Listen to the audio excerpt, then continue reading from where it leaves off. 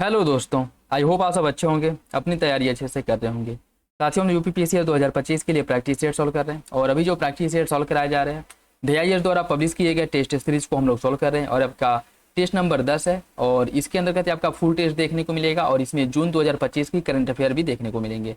तो यह आपका एक फुल टेस्ट देखने को मिलेगा जिसमें GS वाले सेक्शन के साथ साथ करंट अफेयर को भी प्रॉपर कवर किया गया है। यह वीडियो आप लोगों के लिए इंपॉर्टेंट रहने वाला है, तो यदि आप लोग चैनल पर नए हैं तो सब्सक्राइब कर ले और बेल आइकन को प्रेस कर ले जिससे वीडियो के महत्वपूर्ण नोटिफिकेशन आप लोगों को मिलते रहें। बाकी वीडियो अगर अच्छा लगे तो लाइक जरूर कर दिया करें, चैनल पर नया है तो सब्सक्राइब कर ले और वीडियो से रिलेटेड जो भी कंफ्यूजन हो, डाउट हो, किसी भी क्वेश्चन को लेकर के कोई डाउट हो कमेंट बॉक्स में कमेंट करके पूछ सकते हैं। तो चलिए इसी के साथ वीडियो की शुरुआत करते हैं। और देखिए एग्जाम में बहुत ज़्यादा दिन हम नहीं रह गए हैं शेष, तो अभी जो है प्रैक्टिस सेट आप लोग अच्छे से करना लगाना जो है शुरू कर दीजिए। ठीक है, जितना ज़्यादा प्रैक्टिस कर सकते हैं उतना प्रैक्टिस करिए। बाकी जो आपकी थियोरिटिकल है, जो रिवीजन है वो तो आपका चल ही रहा है, उसके साथ साथ प्रैक्टिस सेट मोस्ट इंपॉर्टेंट है। तो आई होप आप लोगों को पता ही होगा, आप लोग कर रहे होंगे। ठीक है, तो इसमें हम लोग GS और जो करंट अफेयर वाले सेक्शन उसको प्रॉपर अच्छे से कवर करेंगे। तो यह वीडियो आप लोगों के लिए इंपॉर्टेंट रहने वाला है। बाकी इसे आप लोग सॉल्व करिए और अपना फीडबैक कमेंट बॉक्स में जरूर दे दिया करें। क्वेश्चन नंबर फर्स्ट देखिए, निम्नलिखित कथनों में से कौन सा न्यूनतम समर्थन मूल्य MSP के बारे में सही है? किसान अपनी उपज को सरकार को तभी बेचता है जब बाजार मूल्य न्यूनतम समर्थन मूल्य से कम हो। जब बाजार मूल्य न्यूनतम समर्थन मूल्य से कम हो।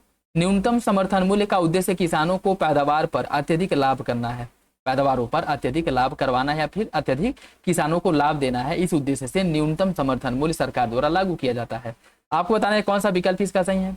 इसका जो सही आंसर है वो आपका ए हो जाएगा, पहला सही है, दूसरा गलत हो जाएगा। पहला सही क्यों? देखिए इसमें क्या कह रहा है कि किसान अपनी उपज को सरकार को तभी बेचता है जब MSP अर्थात बाजार मूल्य जो है न्यूनतम समर्थन मूल्य से कम हो। जैसे मान लीजिए गेहूं का जो न्यूनतम समर्थन मूल्य है, गेहूं का न्यूनतम समर्थन मूल्य वो आपका 1500 रुपया या फिर से मान लीजिए 2000 रुपया क्विंटल है। ठीक है, 2000 रुपया क्विंटल है और बाजार मूल्य इसका कितना है गेहूं का, वो आपका 2200 रुपया क्विंटल चल रहा है। तो कोई MSP पे सरकार को बेचेगा? बिल्कुल नहीं बेचेगा। क्यों? क्योंकि उसको बाजार में 2200 रुपया प्रति क्विंटल मिल रहा है और सरकार MSP पे 2000 रुपये प्रति क्विंटल खरीद रही है। तो MSP पे सरकार को किसान अपनी उपज तभी बेचेंगे जब MSP का जो मूल्य होगा वो बाजार के मूल्य से क्या होगा, अधिक होगा। अगर यही 2500 रुपया रहेगा, ये 2500 रुपया, तो क्या करेंगे? तो किसान जो है बाजार में न बेच करके अपनी फसल किसको बेचेंगे? सरकार को बेचेंगे। लेकिन ज़्यादातर यही होता है कि जो MSP द्वारा निर्धारित मूल्य होता है वो बाजार मूल्य से अधिक ही होता है। ठीक है, जिससे कि किसानों को ज़्यादा से ज़्यादा लाभ हो सके। बाकी दूसरा गलत क्यों है? न्यूनतम समर्थन मूल्य का उद्देश्य किसानों को पैदावार पर अत्यधिक लाभ देना है। देखिए इसकी अगर हम बात करें, किसान जो न्यूनतम समर्थन मूल्य का जो उद्देश्य होता है किसानों को पैदावार का न्यूनतम मूल्य उपलब्ध कराना है, न कि अधिकतम मूल्य उपलब्ध कराना है। ठीक है, न्यूनतम मूल्य उपलब्ध कराया जाता है। जैसे मान लीजिए जो 2500 रुपया 2200 रुपया MSP लागू की जाती है वो उस फसल का न्यूनतम मूल्य होता है। अधिकतम मूल्य तो पता नहीं कितना हो सकता है, जो सरकार देने में सक्षम होगी ही नहीं, उतना देगी ही नहीं। ठीक है, तो पहला आपका सही हो जाएगा, दूसरा गलत है, ऑप्शन ए इसका सही है। नेक्स्ट देखिए, कथन और कारण दिया गया है। भारत में पर्यटन एवं होटल उद्योगों के विकास का कार्य ITDC Indian tourism development corporation द्वारा किया जाता है। यह एक अर्ध स्वायत्त संस्था है। कौन सा विकल्प इसके बारे में सही है? इसका सही आंसर बी हो जाएगा। दोनों विकल्प सही है लेकिन आर की सही व्याख्या नहीं करता है। सही आंसर इसका बी हो जाएगा। भारत में पर्यटन एवं होटल उद्योग जो इसका जो नियंत्रण किया जाता है या फिर इसका जो विकास कार्य वगैरह देखा जाता है यह इंडियन टूरिज्म डेवलपमेंट कॉर्पोरेशन के अंतर्गत आता है और यह एक अर्ध स्वायत्त संस्था है, ये भी याद रखेगा। दोनों विकल्प इसके बारे में सही हो जाएगा। निम्नलिखित में से कौन सा विकल्प गलत है? भारत में सतत विकास लक्ष्यों के कार्यान्वयन हेतु नीति आयोग एक नोडल संस्था है। भारत की योजनाओं के सार्वजनिक व्यय हेतु अधिकतम साधन आय से जुटाए जाते हैं। 1991 से 2000 ईस्वी का जो दशक है रोजगार विहीन वृद्धि का दशक कहलाता है। चतुर्थ पंचवर्षीय योजना निर्धारित अवधि से पूर्व समाप्त होने वाली पंचवर्षीय योजना थी। आपको बताना इसमें कौन सा विकल्प गलत है। गलत विकल्प का चयन करना है। इसका सही आंसर डी हो जाएगा, ऑप्शन डी इसका सही है। ठीक है, देखिए अगर हम बात करें तो पांचवी पंचवर्षीय योजना ऐसी थी जो निर्धारित अवधि से पहले ही समाप्त हुई थी। ठीक है, और इस योजना को समय से पूर्व समाप्त करने के पीछे उसका स्थान जो है 1978 से 1979 था। इसके बाद फिर अनवरत योजना या फिर रोलिंग प्लान चलाया गया था। ठीक है, समय से पहले समाप्त करके इसके बाद अनवरत योजना या फिर रोलिंग प्लान चलाया गया था जो प्रत्येक वर्ष के लिए जो निर्धारण है वो किया जाता था। ठीक है, जो टारगेट अचीव करने की बात होती है वो पंचवर्षीय योजनाओं के माध्यम से न होकर के एक वर्ष के अंदर मतलब छोटे छोटे टारगेट रखे गए थे और इसी को अनवरत योजना कहा जाता है। और ये चतुर्थ पंचवर्षीय योजना की बात नहीं, ये पांचवी पंचवर्षीय योजना की बात की जा रही है। ठीक है, 5 ईयर प्लान, 5वीं पंचवर्षीय योजना जो 1 वर्ष पहले ही समाप्त हुई थी। ठीक है, तो यही आपका गलत हो जाएगा, बाकी तीनों विकल्प सही है। भारत में सतत विकास लक्ष्यों के कार्यान्वयन हेतु जो नोडल एजेंसी है, नोडल मंत्रालय है, वो आपका नीति आयोग है। और भारत की योजनाओं के सार्वजनिक व्यय हेतु अधिकतम जो साधन जुटाने की बात इसी के माध्यम से होती है। 1991 से 2000 ईस्वी का जो दशक है, इसे रोजगार विहीन वृद्धि के दशक के रूप में जाना जाता है, ये बात भी ठीक है। और 5वीं पंचवर्षीय योजना समय से 1 वर्ष पहले समाप्त हुई थी। ठीक है, 5वीं पंचवर्षीय योजना की अगर हम बात करें तो यह जो है 1979 में इसे समाप्त होना था, 1974 से लेकर के, ठीक है, 1979 तक इसका समय था, जो 1 वर्ष पहले 1978 में ही समाप्त हो गया था, याद रखिएगा। ऑप्शन डी इसका सही हो जाएगा। नेक्स्ट देखिए दोस्तों, जो लोग पेड ग्रुप ज्वाइन करना चाहते हैं, जहाँ पर वेरियस प्रैक्टिस सेट आप लोगों को प्रोवाइड कराए गए हैं, आपको डिस्क्रिप्शन बॉक्स में लिंक मिल जाएगा, वहाँ से आकर के उसके बारे में जानकारी ले सकते हैं, तो कमेंट बॉक्स में कमेंट करके पूछ सकते हैं, बता सकते हैं। और वेरियस कोचिंग इंस्टीट्यूट के पेड आपको प्रैक्टिस सेट वहाँ पे प्रोवाइड कराए गए हैं, जो अब तक हुए हैं और जो आगे होंगे एग्जाम तक, वो सारे आपको वहाँ पे मिल जाएंगे। उसके साथ साथ वहाँ पे करंट अफेयर को भी अच्छे से वो कवर किया गया है, और बहुत ही एफोर्डेबल, मतलब बहुत ही कम प्राइस पे सारे प्रैक्टिस सेट आप लोगों को प्रोवाइड कराए जा रहे हैं। तो जो लोग ज्वाइन करना चाहते हैं कर सकते हैं, जो लोग ज्वाइन करने की इच्छुक नहीं है वो यहाँ पे प्रैक्टिस कर सकते हैं। ठीक है, निम्नलिखित में से कौन सा एक स्थान कागज विनिर्माण उद्योग के लिए प्रसिद्ध नहीं है? यमुनानगर हरियाणा, गुवाहाटी असम, बल्लारपुर महाराष्ट्र और शाहाबाद बिहार। आपको बताना है कौन सा एक जो उद्योग या कह सकते हैं कौन सा एक स्थान जो है कागज विनिर्माण उद्योग के लिए नहीं जाना जाता है। इसका सही आंसर डी हो जाएगा, शाहाबाद बिहार। देखिए इसकी अगर हम बात करें, यमुनानगर हरियाणा, गुवाहाटी असम, बल्लारपुर महाराष्ट्र, ये सभी जो है कागज विनिर्माण केंद्र के लिए प्रसिद्ध हैं, जबकि शाहाबाद की अगर हम बात करें तो यह कागज विनिर्माण उद्योग के लिए फेमस नहीं है। याद रखिएगा, यमुनानगर हरियाणा, गुवाहाटी असम, बल्लारपुर महाराष्ट्र, ये सभी जो है कागज उद्योग के लिए फेमस है, कागज उद्योग के, लेकिन शाहाबाद इसमें शामिल नहीं है। निम्नलिखित में से किस एक को सामान्य कीमत स्तर के बढ़ने के साथ वर्णित किया जाता है? मुद्रा प्रसार को, अवस्फीति को, मुद्रा की क्रय शक्ति में वृद्धि को, या फिर इनमें से कोई नहीं?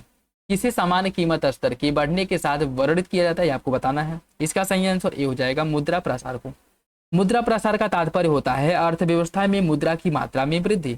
इसकी बात करेगा तो यह इसका मतलब सीधा सिंपल सा ये है कि मुद्रा की निश्चित मात्रा से पूर्व की अपेक्षा कम वस्तुओं तथा सेवाओं का जो क्रय किया जाता है, इसके परिणामस्वरूप सामान्य कीमत स्तर बढ़ने लगते हैं। ठीक है, तो सही आंसर इसका ए हो जाएगा। मर्ग, बुग्याल, प्यार, यह किससे संबंधित है? मर्ग, बुग्याल, प्यार, इसका मतलब क्या है? लघु हिमालय ढाल पर पाए जाने वाले घास के मैदान, तराई क्षेत्र में पाए जाने वाली दलदली भूमि, पश्चिमी घाट पर्वत पर पाए जाने वाले घास के मैदान, कौन सा विकल्प इसका सही है? या फिर लुप्त प्राय पक्षी? देखिए इसका जो सही आंसर है वो आपका ए हो जाएगा, मर्ग, बुग्याल, प्यार, ये लघु हिमालय की ढालों पर पाए जाने वाले घास के मैदान है, जिनको जैसे उत्तराखंड में और जम्मू कश्मीर हो गया, हिमाचल प्रदेश हो गया, इसमें यहाँ पे अलग अलग नामों से जाना जाता है। ठीक है, जैसे मर्ग की बात करें तो जम्मू कश्मीर में पाया जाता है, जम्मू कश्मीर में ये ना सोनमर्ग, गुलमर्ग, इसी के नाम पर, मर्ग के नाम पर उसका नाम पड़ा है। ठीक है, बुग्याल, प्याल की बात करें तो आपकी उत्तराखंड में पाया जाता है, उत्तराखंड में स्थित है। ठीक, इसका जो सही आंसर है ए हो जाएगा। मूल अधिकारों के तहत निम्नलिखित में से कौन स्वतंत्रता का अधिकार अनुच्छेद 19 से लेकर के 22 के अंतर्गत नहीं आता है? वाक एवं अभिव्यक्ति की स्वतंत्रता, प्रारंभिक शिक्षा का अधिकार, शांतिपूर्ण और निरायुध सम्मेलन की स्वतंत्रता, धार्मिक कार्यों के प्रबंधन की स्वतंत्रता। इसमें बताना है कौन 19 से 22 के अंतर्गत नहीं आता है। देखिए इसकी अगर हम बात करें, इसका सही आंसर हो जाएगा ऑप्शन डी, धार्मिक कार्यों के प्रबंधन की स्वतंत्रता। ये किसके अंतर्गत आता है? यह आता आपका 26 के अंतर्गत। ठीक है, यह 26 के अंतर्गत आता है, तो यह जो है इसमें शामिल नहीं है। यह जो है आपके धार्मिक स्वतंत्रता का जो अधिकार है, जिसका उल्लेख अनुच्छेद 25 से लेकर के 28 के बीच में किया गया है, उसके अंतर्गत आता है।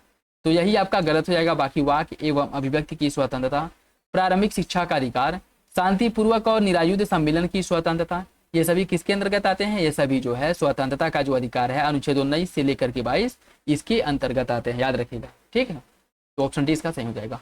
भारत के नियंत्रक एवं महालेखा परीक्षक के बारे में कौन सा विकल्प गलत है? इसकी नियुक्ति राष्ट्रपति द्वारा की जाती है। इसके वेतन, भत्ते, पेंशन, ये सभी भारत की संचित निधि पर भारित होते हैं। सेवानिवृत्ति होने के बाद वह केवल भारत सरकार के ही अधीन कोई पद धारण कर सकता है। वह राष्ट्रपति के प्रसाद पर्यंत अपना पद नहीं धारण करता है। भारत के नियंत्रक एवं महालेखा परीक्षक के बारे में कौन सा विकल्प गलत है, ये आपको बताना है। देखिए इसका जो सही आंसर है वो आपका सी हो जाएगा। सेवानिवृत्त होने के बाद भारत का नियंत्रक एवं महालेखा परीक्षक कोई भी पद धारण नहीं कर सकता है। तो ऐसा नहीं है कि केवल भारत सरकार के अधीन कोई पद धारण कर सकता है। अगर ऐसा होता तो जो भारत का नियंत्रक एवं महालेखा परीक्षक है, इसका झुकाव सरकार की तरफ हो जाता और ये जो भी रिपोर्ट बनाता और जो भी मतलब कार्य करता है वो सरकार के पक्ष में करता। और इन सब से बचने के लिए इसके पद के बाद अगर कोई नियंत्रक एवं महालेखा परीक्षक के पद पर पहुंचता है, उसका अध्यक्ष बनता है, तो उसके बाद वो कोई भी पद धारण करने के योग्य नहीं रह जाता है।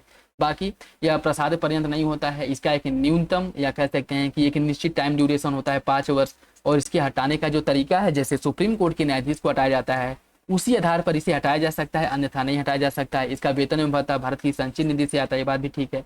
राष्ट्रपति इसकी नियुक्ति करता है, ये बात भी ठीक है। ठीक है, तो इसमें गलत पूछा है वो आपका सी हो जाएगा। ऑप्शन सी इसका सही है, याद रखिएगा, ऑप्शन सी सही है।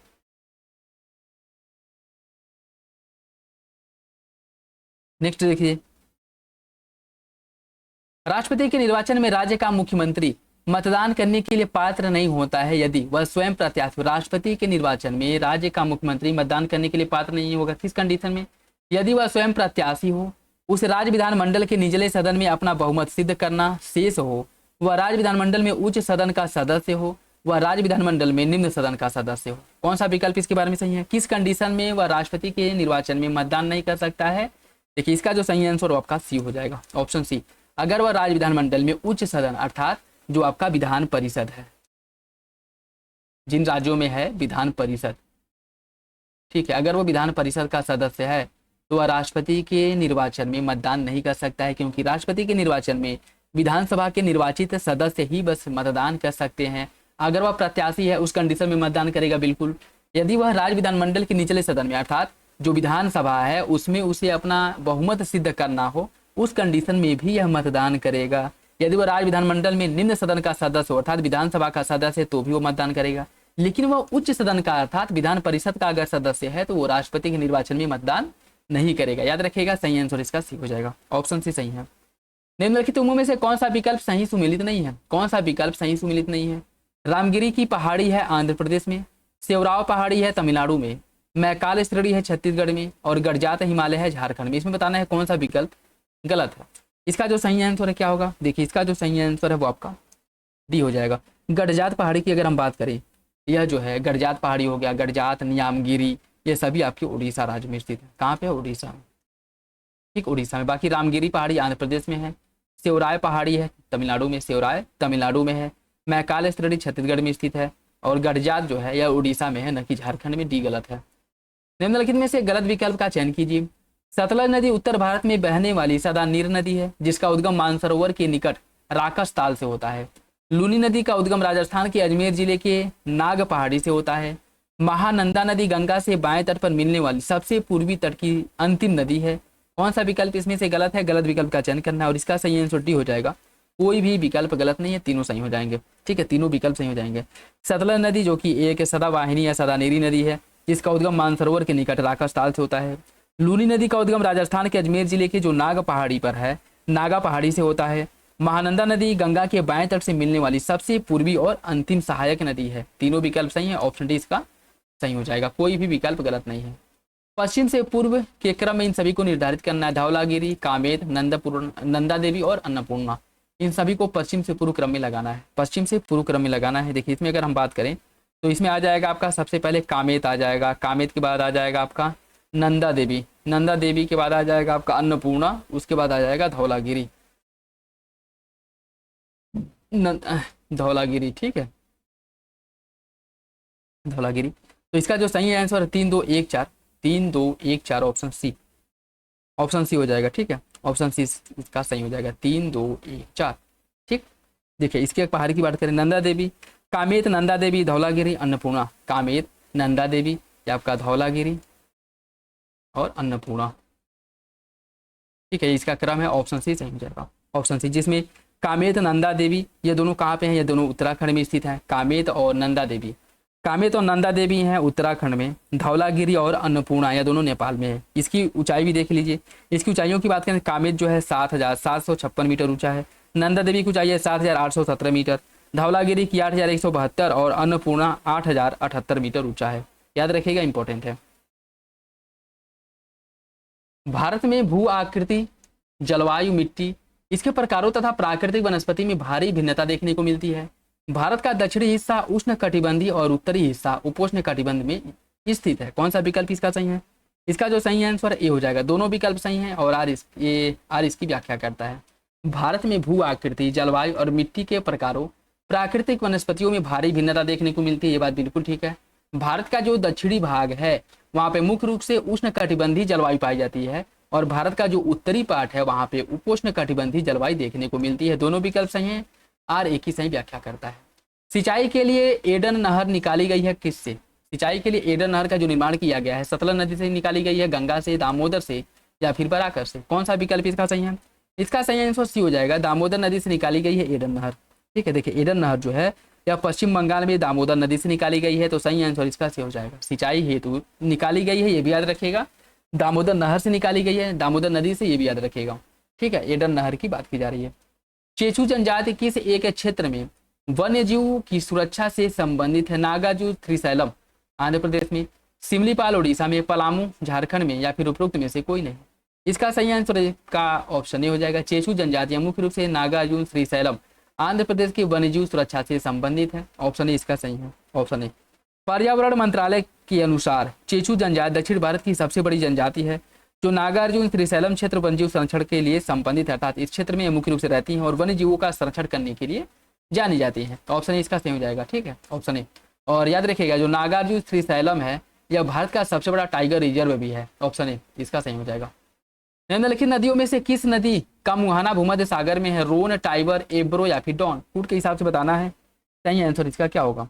इसका सही आंसर हो जाएगा आपका, देखिए रोन नदी का जो मुहाना है भूमध्य सागर में स्थित है। रोन नदी का मुहाना भूमध्य सागर में है, एब्रो का मुहाना भूमध्य सागर में है, और टाइबर नदी का मुहाना भी आपके भूमध्य सागर में स्थित है। तो 1, 2, 3 सही हो जाएगा। इसका सही आंसर सी है। इसका जो सही आंसर है सी हो जाएगा। ठीक है, डॉन नदी की अगर हम बात करें, डॉन नदी अपना जल कहाँ पे गिराती है? डॉन नदी अपना जल अजोव सागर या फिर काला सागर में गिराती है, काला सागर में। ठीक है, बाकी रोन, टाइबर, एब्रो, रोन, टाइबर, एब्रो, रोन, टाइबर, एब्रो, ये तीनों नदियां भूमध्य सागर में अपना जल गिराती हैं। ठीक है, रोन, टाइबर और एब्रो नदी भूमध्य सागर में, डॉन नदी अजो या फिर काला सागर में। ऑप्शन सी सही हो जाएगा। इसमें देखिए सूची फर्स्ट को सूची सेकंड से सम्मिलित करना है। कुछ नगर दिया गया है और किस नदी के तट पर वह नगर स्थित है उससे आपको सम्मिलित करना है। फ्रैंकफर्ट की बात करें, फ्रैंकफर्ट या राइन नदी के तट पर स्थित है। फ्रैंकफर्ट राइन नदी के तट पर है। ले हावरे, ले हावरे जो है ये आपकी सीन नदी के तट पर स्थित है, ले हावरे। मिलान की बात करें, मिलान आपका पो नदी के तट पे, और वारसा जो है आप विस्चूला नदी के तट पर स्थित है। वारसा विस्चूला नदी के तट पर स्थित है। इसका सही आंसर ए हो जाएगा। ऑप्शन ए इसका सही है। ठीक है, 2, 1, 4, 3। फ्रैंकफर्ट राइन नदी के तट पर स्थित है। फ्रैंकफर्ट राइन नदी के तट पे। ली हावरे या ले हावरे जो है सी नदी के तट पे है। ले हावरे सी नदी के तट पे। मिलान है पो नदी के तट पे, और वारसा जो पोलैंड का शहर है वारसा यह विस्चूला नदी के तट पे है। ऑप्शन ए सही। निम्नलिखित कथनों पर विचार कीजिए, कौन सा विकल्प सही है? कोलाइड विलयन एक समांगी मिश्रण होता है। कोलाइड विलयन टिंडल प्रभाव उत्पन्न करता है। कोलाइड विलयन एक समांगी मिश्रण है और यह टिंडल प्रभाव उत्पन्न करता है। कौन सा विकल्प इसका सही है? इसका जो सही आंसर है वो आपका, इसका जो सही आंसर है बी हो जाएगा। दूसरा सही है, पहला गलत है। कोलाइड विलयन विषमांगी मिश्रण होता है, न कि समांगी। कोलाइड जो है यह विषमांगी मिश्रण होता है।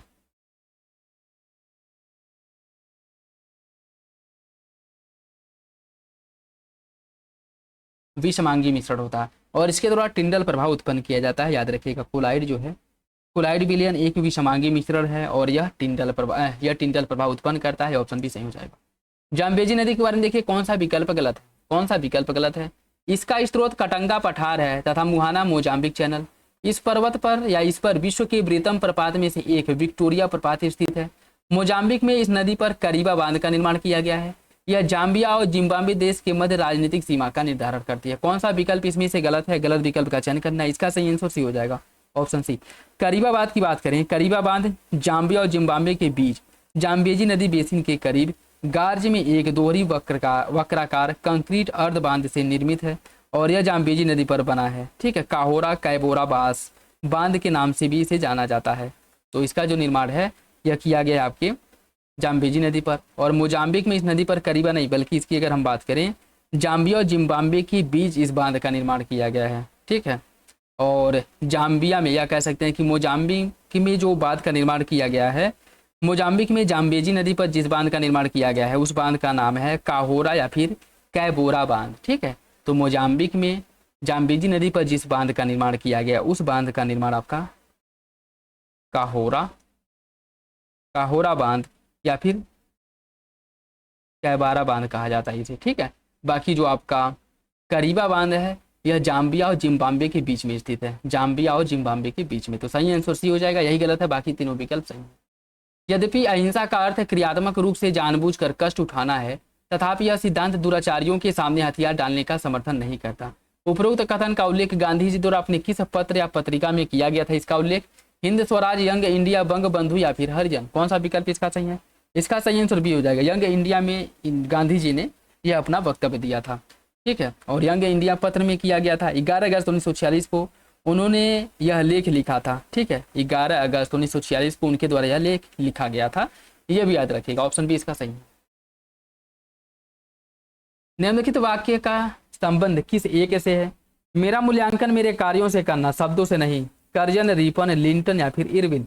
यह किसका कथन है? यह कथन है रिपन का। ऑप्शन सी इसका सही हो जाएगा, रिपन का। रिपन जो 1880 से 84 ईस्वी तक भारत का सबसे अधिक लोकप्रिय गवर्नर जनरल था और उसने एक बार कहा था कि मेरा मूल्यांकन मेरे कार्यों से करना, मेरे शब्दों से नहीं। ऑप्शन सी सही हो जाएगा, यह रिपन के बारे में, ठीक है। रिपन को भारत का उद्धारक भी कहा जाता है। जो रे नाइटिंगेल है उन्होंने रिपन को भारत का उद्धारक कहा था, ठीक है। इसमें देखिए कुछ मराठा सरदार दिए गए, क्षेत्र दिया गया है। सिंधिया किस क्षेत्र के थे? सिंधिया ग्वालियर में सिंधिया थे। गायकवाड़ की बात करें, इनका जो क्षेत्र था बड़ौदा में था गायकवाड़। भोसले की बात करें, भोसले नागपुर में थे, नागपुर के भोसले। और होलकर जो है इंदौर के थे। इसका सही आंसर भी हो जाएगा 2, 4, 3, 1। 1832 में दर्पण नामक एक साप्ताहिक पत्रिका का प्रकाशन प्रारंभ किया गया था, किसके द्वारा? ज्योतिबा फुले द्वारा, गोपाल हरि देशमुख, बालकृष्ण जाम्बेकर, विष्णु शास्त्री पंडित। कौन सा विकल्प इसके बारे में सही है? इसका जो सही आंसर क्या होगा? इसका सही आंसर सी हो जाएगा बाल शास्त्री जाम्बेकर द्वारा। बाल शास्त्री जाम्बेकर द्वारा 1832 में दर्पण नामक साप्ताहिक पत्रिका का प्रकाशन किया गया था और यह बंबई के उन अग्र सुधारकों में से एक थे जिन्होंने ब्राह्मणवादी कट्टरता की आलोचना की और हिंदुओं की आम प्रथाओं में सुधार लाने की कोशिश की। सही आंसर सी हो जाएगा, बाल शास्त्री जाम्बेकर ने दर्पण पत्रिका का प्रकाशन किया था। यह एक साप्ताहिक पत्रिका था और 1832 में इसका प्रकाशन किया गया था। ऑप्शन सी सही हो जाएगा। पूना की संधि 1817 के बारे में देखिए। प्रथम आंग्ल मराठा युद्ध, द्वितीय आंग्ल मराठा युद्ध, तृतीय आंग्ल मराठा युद्ध, किसके बाद पूना की संधि हुई थी 1817? इसका सही आंसर हो जाएगा ऑप्शन सी, तृतीय आंग्ल मराठा युद्ध के बाद जो पूना की संधि है यह की गई थी, ठीक है। और इस युद्ध में पेशवा बाजीराव द्वितीय पराजित हुआ था और उसने अंग्रेजों से पूना की संधि कर ली, जिसकी शर्त के फलस्वरूप पेशवाई जो है वो समाप्त कर दी गई थी। पूना की संधि पूछ सकता है कि पेशवा पद किस संधि के बाद समाप्त किया गया था? याद रखिएगा, पूना की जो संधि हुई थी 1817, इसके बाद पेशवा पद को समाप्त कर दिया गया था। Option C. जतीन्द्र नाथ मुखर्जी निम्नलिखित में से किस क्रांतिकारी समिति या फिर समिति के सदस्य थे? अनुशीलन समिति, गदर पार्टी, युगांतर। आपको बताना है जतीन्द्र नाथ मुखर्जी इसकी समिति से जुड़े थे। इसका जो सही आंसर है वो आपका डी हो जाएगा, युगांतर, अनुशीलन समिति और गदर पार्टी। इन तीनों से जतीन्द्र नाथ मुखर्जी का संबंध था। ऑप्शन डी इसका सही हो जाएगा, ऑप्शन डी इसका सही हो जाएगा, याद रखिएगा, ठीक है। जतीन्द्र नाथ मुखर्जी जो कि बंगाल के एक प्रमुख क्रांतिकारी थे और वे विवेकानंद और अरविंद घोष के निष्ठावान अनुयायी थे, निष्ठावान अनुयायी थे। इनके द्वारा युगांतर, अनुशीलन समिति और गदर पार्टी की सदस्यता ग्रहण की गई थी और यह इसके सक्रिय सदस्य थे। याद रखिएगा, ऑप्शन डी सही हो जाएगा। युगांतर, अनुशीलन समिति और गदर तीनों के सदस्य थे जतीन्द्र नाथ मुखर्जी और उसके साथ साथ यह विवेकानंद और अरविंद घोष के, ठीक है, कह सकते हैं कि बहुत बड़े अनुयायी थे, बहुत बड़े कट्टर समर्थक थे। निम्नलिखित घटनाओं को कालक्रम में व्यवस्थित कीजिए। बीजापुर का युद्ध, जजाऊ का युद्ध और ब्लैक होल की घटना, इन सभी को क्रम से लगाना है। जजाऊ का युद्ध कब हुआ था? जजाऊ का युद्ध, बीजापुर का युद्ध। बीजापुर के युद्ध की अगर हम बात करें, यह जनवरी, बीजापुर का जो युद्ध है जनवरी 1709 में हुआ था, जनवरी 1709 में। जजाऊ का युद्ध जो हुआ था यह 1707 में हुआ था, 1707 में जजाऊ का युद्ध हुआ था। ब्लैक होल की घटना 1756 में घटित हुई थी, 1756 में घटित हुई थी। तो इसे क्रम से लगाना है। इसका जो सही आंसर है 2, 1, 3 ऑप्शन ही हो जाएगा, 2, 1, 3 ऑप्शन है। बीजापुर 1907 में, बीजापुर का युद्ध 1907 में हुआ था और जजाऊ का युद्ध हुआ था 1707 में। बीजापुर का युद्ध 1709 में हुआ था, जजाऊ का युद्ध हुआ था 1707 में और ब्लैक होल जो ट्रेजेडी है यह 1756 में घटित हुई थी। ऑप्शन है। कौन सा एक असहयोग आंदोलन से संबंधित नहीं है? इसकी शुरुआत 1 अगस्त 1920 को की गई थी। इस आंदोलन के दौरान गांधी जी ने कैसरे हिंद की उपाधि वापस कर दी। अहमदाबाद में हुई कांग्रेस की बैठक में आंदोलन को स्थगित करने का निर्णय लिया गया। 1 वर्ष के भीतर स्वराज प्राप्ति का लक्ष्य रखा गया था। कौन सा विकल्प इसके बारे में सही नहीं है? इसका सही आंसर क्या होगा? इसका सही आंसर सी हो जाएगा। अहमदाबाद में हुई कांग्रेस की बैठक में आंदोलन को स्थगित करने का निर्णय लिया गया था, यह गलत है। ठीक है, देखिए असहयोग आंदोलन जो 1 अगस्त 1920 को शुरू हुआ, बात बिल्कुल ठीक है। और इसका लक्ष्य 1 वर्ष के भीतर स्वराज प्राप्त करने का था, ये भी ठीक है। और गांधी जी ने कैसर हिंद की उपाधि वापस कर दी थी, ये बात भी ठीक है। चौरी चौरा कांड जो हुआ था 5 फरवरी 1922 को, इसके बाद 12 फरवरी 1922 को बारदोली में बैठक हुई थी, न कि अहमदाबाद में। कहाँ पे हुआ था? बारदोली में। बारदोली में बैठक हुई थी, जिसके बाद इस आंदोलन को वापस लेने का निर्णय लिया गया था। ठीक है, याद रखिएगा। सही आंसर इसका सी है, यही गलत है। सेफ्टी वॉल्व का सिद्धांत सर्वप्रथम लाला लाजपत राय ने अपने पत्र यंग इंडिया में प्रस्तुत किया। इस अवधारणा के अंतर्गत यह प्रतिपादित किया गया कि कांग्रेस ब्रिटिश वायसराय के प्रोत्साहन पर ब्रिटिश हितों के लिए स्थापित एक संस्था है जो भारतीयों का प्रतिनिधित्व नहीं करती है। कौन सा विकल्प इसके बारे में सही है? इसका सही आंसर भी हो जाएगा। दोनों विकल्प सही है, लेकिन आर्य की सही व्याख्या नहीं करता है, ऑप्शन बी सही हो जाएगा। याद रखिएगा, इसका जो सही आंसर है वो आपका ऑप्शन बी हो जाएगा, ऑप्शन बी। निम्नलिखित में से भारत एवं किस देश के मध्य सीमा विवाद को हल करने के लिए 1962 में कोलंबो समझौता योजना हुआ था? कोलंबो समझौता योजना लाया गया था 1962 में भारत और किस देश के बीच सीमा विवाद को समझाने के लिए? अफगानिस्तान, चीन, पाकिस्तान या फिर श्रीलंका? कौन सा विकल्प इसका सही है? इसका सही आंसर सी हो जाएगा, चीन के बीच। देखिए, भारत एवं चीन के मध्य सीमा विवाद को सुलझाने के लिए दिसंबर 1962 में 6 अफ्रो एशियाई देशों ने कोलंबो समझौता योजना प्रस्तुत किया था, जिसमें चीन ने यह कह करके पश्चिम क्षेत्र से अपनी सेना 20 किलोमीटर पीछे डाली। चीन ने अस्वीकार करने पर यह योजना असफल हो गई थी। चीन ने इस सीमा को मानने से क्या किया था? इनकार कर दिया था। ठीक है, देखिए इसमें कोलंबो घोषणा कहा है, तो हो सकता है कि दिमाग में तुरंत यही आए कि श्रीलंका के बीच हुआ होगा, लेकिन याद रखिएगा कोलंबो जो समझौता हुआ था सीमा विवाद को लेकर के, ये चीन के बीच में हुआ था। ठीक है, चीन के बीच में, भारत और चीन के बीच। उसने सीजरा पायाबोस की प्रथा, सीजरा नहीं सीजदा है, ठीक है, सजदा या सीजदा और पायाबोस या अर्थात पाबोस की प्रथा को समाप्त कर इसके स्थान पर चहार तस्लीम की प्रथा शुरू की। पंडित जगन्नाथ उसके राजकवि थे। यह किसके बारे में बात किया जा रहा है? यह जो है आपके शाहजहां के बारे में बात किया जा रहा है। ऑप्शन बी इसका सही हो जाएगा, ऑप्शन बी सही है।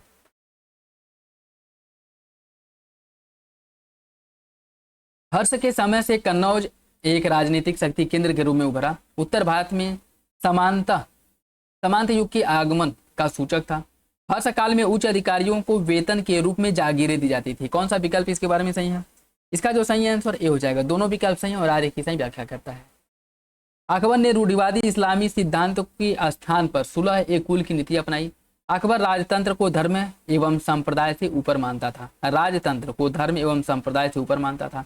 कौन सा विकल्प इसके बारे में सही है? इसका सही आंसर ए हो जाएगा। दोनों विकल्प सही है। अकबर ने रूढ़िवादी जो इस्लामी पद्धति है, जो सिद्धांत है, इसकी जगह पे सुलह एक कुल की नीति अपनाई, अर्थात सभी धर्मों के जो अच्छे तत्व हैं, अच्छे सार हैं, उनसे मिल करके उनके द्वारा शासन चलाना, न कि रूढ़िवादी इस्लामी पद्धति के माध्यम से। और अकबर राजतंत्र को धर्म और जो संप्रदाय उससे ऊपर मानता था। दोनों विकल्प सही, आर्य की सही व्याख्या करता है। कौन सा विकल्प सही सुमेलित नहीं है? कुछ संस्थाएं और संस्थापक दिया गया है। ब्रिटिश इंडिया एसोसिएशन की स्थापना, ब्रिटिश इंडिया एसोसिएशन राधा कांतदेव ने इसकी स्थापना की थी। लंदन इंडिया सोसाइटी की स्थापना Dadabhai Naoroji. East India Association Surendranath Banerjee. और London Indian committee Purushottam Mudaliar. कौन सा विकल्प इसमें से गलत है? गलत विकल्प का चयन करना है। देखिए इसकी अगर हम बात करें, इसका जो सही आंसर है वो हो जाएगा आपका option C. East India Association Surendranath Banerjee आपका गलत है। ईस्ट इंडिया एसोसिएशन के संस्थापक कौन थे? ईस्ट इंडिया एसोसिएशन के संस्थापक भी दादा भाई नौरोजी थे। ठीक है, दादा भाई नौरोजी।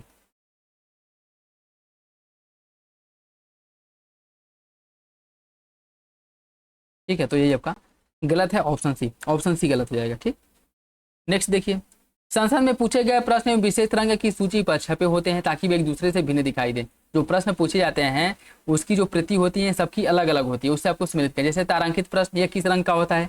तारांकित प्रश्न की बात करें या हरे रंग का होता है? तारांकित प्रश्न हरे रंग का होता है। अतारांकित प्रश्न या सफेद रंग का होता है। अतारांकित प्रश्न होता है सफेद रंग का।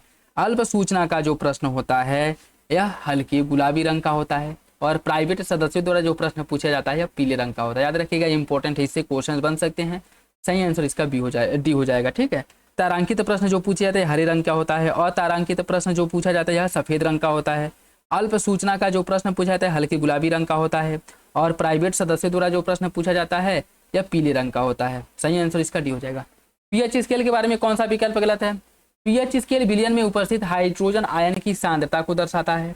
हाइड्रोनियम आयन की सांद्रता जितनी अधिक होगी उसका पीएच मान उतना ही उच्च होगा। विलयन में OH माइनस की सांद्रता में वृद्धि दर्शाता है कि क्षार की शक्ति बढ़ रही है। सोडियम हाइड्रोक्साइड विलयन का पीएच लगभग 14 होता है। कौन सा विकल्प इसके बारे में गलत है? गलत विकल्प का चयन करना है। इसका सही आंसर बी हो जाएगा। हाइड्रोनियम आयन की सांद्रता जितनी अधिक होगी उसका पीएच मान उतना ही उच्च होगा। ऑप्शन बी इसका सही है। ऑप्शन बी इसका सही हो जाएगा। यही गलत है, बाकी तीनों विकल्प सही हो जाएंगे। पीएच स्केल या विलयन में उपस्थित हाइड्रोजन आयन की सांद्रता को दर्शाता है, ये बात बिल्कुल ठीक है। विलयन OH निगेटिव की सांद्रता में वृद्धि दर्शाता है कि यह क्षार शक्ति बढ़ रही है, ये बात भी ठीक है। सोडियम हाइड्रोक्साइड विलयन का जो पीएच मान है लगभग 14 होता है, ये बात भी ठीक है। इसमें गलत पूछा है तो वही आपका बी हो जाएगा। कौन सा विकल्प सुमिलित नहीं है? सिरका में पाया जाता है एसिटिक अम्ल, टमाटर में टार्टरिक अम्ल और नेटल डंक में मैथेनोइक अम्ल, संतरा में सिट्रिक अम्ल। कौन सा विकल्प इसमें से गलत है? गलत विकल्प का चयन करना है। इसका जो सही आंसर है बी हो जाएगा। टमाटर में टार्टरिक अम्ल नहीं पाया जाता है। बात करेगा टमाटर की, टार्टरिक अम्ल पाया जाता है इमली में, टार्टरिक अम्ल इमली में पाया जाता है और टमाटर में पाया जाता है आपका ऑक्जेलिक अम्ल।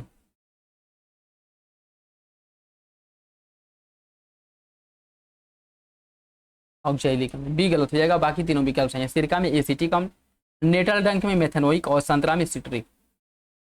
निम्नलिखित तिलहनों में से किसमें सबसे अधिक अल्फा लिनोलेनिक अम्ल पाया जाता है? सबसे अधिक किसमें पाया जाता है? सरसों, अलसी, मूंगफली या फिर कैनोला। इसका सही आंसर क्या है? इसका सही आंसर भी हो जाएगा अलसी में। अलसी मतलब जो तीसी होता है उसमें सबसे अधिक मात्रा में पाया जाता है, ठीक है। ओमेगा 3 फैटी एसिड जो है, ऑप्शन बी सही हो जाएगा। आर्सेनिक युक्त जल के सेवन से कौन सी बीमारी हो सकती है? अगर आर्सेनिक युक्त जल आप पी रहे हैं तो इससे कौन सी बीमारी होगी? ब्लैक फूट, हाइपर केराटोसिस और हम्प्डबैक या फिर नॉकनी सिंड्रोम। कौन सा विकल्प इसके बारे में सही है? फूड के हिसाब से बताना है कौन सा विकल्प सही है। इसका सही आंसर हो जाएगा आपका, देखिए इससे आपको ब्लैक फुट रोग हो सकता है, हाइपर केराटोसिस हो सकता है, ठीक है, हाइपर केराटोसिस हो सकता है। तो सही आंसर इसका ये हो जाएगा। एक और दो सही है, एक और दो सही हो सकता है, ठीक है, सही है। हीरा तथा ग्रेफाइट किसके समान है? हीरा और ग्रेफाइट यह दोनों परमाणु भार के समान है। हीरा तथा ग्रेफाइट के समान है क्या परमाणु भार? हीरा और ग्रेफाइट का जो परमाणु भार है वो समान होता है, याद रखिएगा। हीरा और ग्रेफाइट का परमाणु भार समान होता है। यह दोनों कार्बन के अपर रूप है, ठीक है। और विद्युत की जो चालकता होती है, क्रिस्टल संरचना तथा घनत्व भिन्न होता है, ठीक। तो सही आंसर जो है विद्युत की चालकता और क्रिस्टल संरचना दोनों अलग अलग होते हैं, ठीक है। बाकी जो हीरा और ग्रेफाइट है इसका परमाणु भार समान होता है और ये दोनों कार्बन के अपर रूप है। ऑप्शन डी सही है। निम्नलिखित में से कौन सा एक विकल्प सही नहीं है? अमरबेल, किलनी, जू और लीच यह सरीखे जीव पौधे और जंतुओं को बिना मारे उनसे पोषण प्राप्त करते हैं। एक कोशिकीय जीव अपने संपूर्ण शरीर से भोजन ग्रहण का पोषण जो है प्राप्त करता है। स्वपोषी जीव अकार्बनिक स्रोतों से कार्बन डाइऑक्साइड तथा जल के रूप में सरल पदार्थ प्राप्त करते हैं। फफूंदी, ईस्ट तथा मशरूम जैसे जीव भोज्य पदार्थ का विघटन शरीर के बाहर ही कर देते हैं, तत्पश्चात उनका अवशोषण करते हैं। आपको बताना है कौन सा विकल्प इसमें से गलत है। इसका सही आंसर भी हो जाएगा।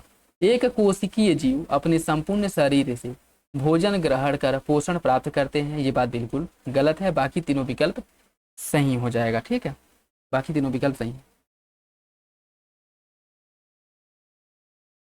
किसी देश की आर्थिक समृद्धि की सर्वाधिक उपयुक्त जो माप है यह प्रति व्यक्ति वास्तविक राष्ट्रीय आय होती है।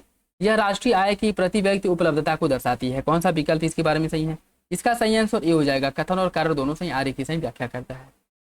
उन किसानों को जिनके पास कुछ साधन तो हैं परंतु वे धनाढ्य नहीं है, उन्हें क्या कहा जाता है? Horse capitalist, bullock capitalist, cow capitalist या फिर लॉयन कैपिटलिस्ट। उन किसानों को जिनके पास कुछ साधन है परंतु वे धनाढ्य नहीं होते, उन्हें क्या कहा जाता है?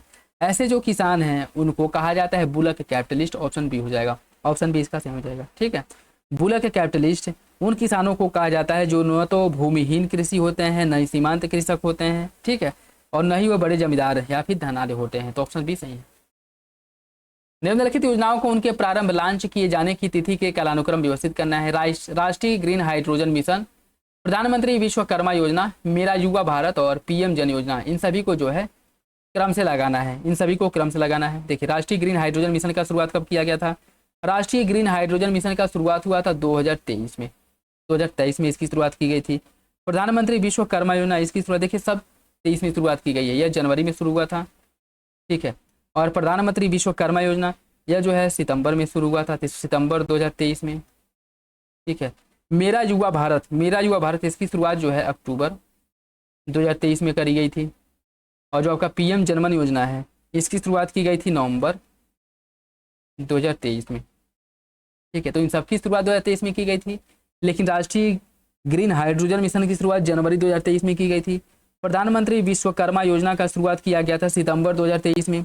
मेरा युवा भारत, इसका जो शुरुआत है अक्टूबर 2023 में किया गया था। पीएम जनमन योजना की शुरुआत नवंबर 2023 में किया गया था। इसका जो सही आंसर है 1, 2, 3, 4 ऑप्शन डी हो जाएगा।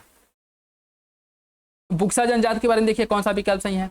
उत्तर प्रदेश के बिजनौर जिले में निवास करती हैं, किरात वंश से संबंधित है, हिंदी भाषा बोलते हैं और इनका मुख्य भोजन जो है मछली और चावल है। कौन सा विकल्प बुक्सा जनजाति के बारे में सही है? इसका सही आंसर सी हो जाएगा, ऑप्शन सी। देखिए, यह अनुसूचित जनजाति का दर्जा प्राप्त बुक्सा जनजाति उत्तर प्रदेश के बिजनौर जिले में निवास करते हैं, बात बिल्कुल ठीक है। ठीक, उत्तर प्रदेश के बिजनौर जिले में निवास करते हैं, हिंदी भाषा बोलते हैं, तो ये बात भी ठीक है। और इनका जो मुख्य भोजन मछली और चावल है, ये बात भी ठीक है। इनका जो मुख्य भोजन मछली चावल है। उत्तर प्रदेश के तराई इलाके में निवास करते हैं। थारू जनजाति के लोग किरात वंश से संबंधित हैं। इनका संबंध किरात वंश से नहीं है। ठीक है,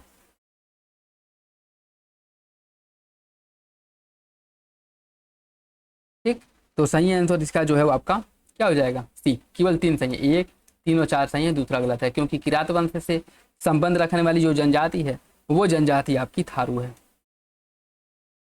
थारू। ठीक है, तो सी सही हो जाएगा, बाकी किरात वंश वाला गलत है। उत्तर प्रदेश विधान परिषद में कुल 100 सदस्य हैं। विधान परिषद की अधिकतम सदस्य संख्या उस राज्य की विधानसभा की सदस्य संख्या का 1/3 न्यूनतम 60 निश्चित किया गया। कौन सा विकल्प इसके बारे में सही है? इसका सही आंसर सी हो जाएगा। पहला आपका सही, लेकिन दूसरा गलत है, दूसरा गलत है। देखिए, इसकी अगर हम बात करें तो अनुच्छेद 171 में प्रावधान किया गया है कि विधान परिषद की अधिकतम सदस्य संख्या उस राज्य की विधानसभा की सदस्य संख्या का 1/3 और न्यूनतम 40 निश्चित की गई है। तो न्यूनतम जो है 40 होनी चाहिए, या फिर इसका 1/3 विधानसभा में जो सदस्य हैं, जितने मेंबर हैं, उसका 1/3 होना चाहिए, या फिर न्यूनतम 40 होना चाहिए। ठीक है, तो सही आंसर इसका क्या हो जाएगा। और बाकी जो उत्तर प्रदेश में विधानसभा सदस्यों की संख्या है वर्तमान समय में कितनी है? ये आपके 403 है। ठीक है, इसका सही आंसर आपका सी हो जाएगा। पहला सही है, दूसरा गलत है। इसमें देखिए, कुल के हिसाब से इन सभी को कार्यक्रम में व्यवस्थित करना है। वर्नाक्यूलर प्रेस एक्ट यह कब का है? वर्नाक्यूलर प्रेस एक्ट आया था आपका 1878 में। 1878 में। प्रथम दिल्ली दरबार का आयोजन कब किया गया था? प्रथम दिल्ली दरबार का जो आयोजन है यह 1877 में किया गया था, 1877 में। और राज्य उपाधि अधिनियम कब का है? राज्य उपाधि अधिनियम है 1876 का। लिंटन के समय में इसे पारित किया गया था महारानी विक्टोरिया को भारत का सामग्री घोषित करने के लिए। और भारत में स्थानीय स्वशासन की शुरुआत कब की गई थी? भारत में स्थानीय स्वशासन की शुरुआत रिपन द्वारा किया गया था 1882 में। 1882 में। बाकी ये तीनों घटनाएं लिंटन के समय की, याद रखिएगा, लिंटन के समय। वर्नाक्यूलर प्रेस 1878 में आया था। प्रथम दिल्ली दरबार इसी के समय 1877 में हुआ था। और राज्य उपाधि अधिनियम 1876 में पारित किया गया था महारानी विक्टोरिया को कैसरे हिंद की उपाधि देने के लिए। ठीक है, भारत की सामग्री घोषित करने के लिए। ठीक है, तो इसका जो सही आंसर है वो हो जाएगा आपका ऑप्शन बी, 3, 2, 1, 4। ठीक, 3, 2, 1, 4। बंगाल विभाजन के बारे में कौन सा विकल्प गलत है? बंगाल विभाजन के समय बंगाल का लेफ्टिनेंट गवर्नर लॉर्ड कर्जन था। बंग भंग आंदोलन के समय ब्रिटेन की वस्तुओं के बहिष्कार का सुझाव सबसे पहले कृष्ण कुमार मित्र ने दिया था। मद्रास में स्वदेशी आंदोलन का नेतृत्व चिदम्बरम पिल्लई ने किया था। और इस आंदोलन में पहली बार महिलाएं घर से निकल करके बाहर आई थी, अर्थात आंदोलन में शामिल हुई थी। कौन सा विकल्प बंग भंग आंदोलन के बारे में गलत है? इसका सही आंसर ए हो जाएगा, ए। देखिए, जो बंगाल विभाजन के समय बंगाल का लेफ्टिनेंट गवर्नर लॉर्ड कर्जन नहीं बल्कि एंड्रयू फ्रेजर था। ठीक है, एंड्रयू फ्रेजर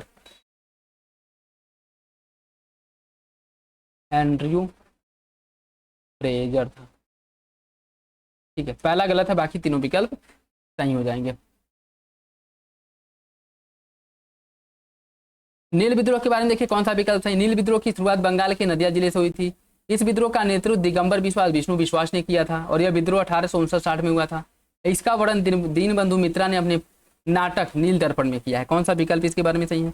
इसका सही आंसर डी है, चारों विकल्प सही है। निम्नलिखित में से कौन सा है कि गुणात्मक साख नियंत्रण के अंतर्गत नहीं आता? न्यूनतम सीमा का निर्धारण, नैतिक दबाव, साख मानदंड का निर्धारण करना, सीमांत अस्थायी सुविधा। इसमें आपको बताना है कौन गुणात्मक के अंतर्गत नहीं आता है।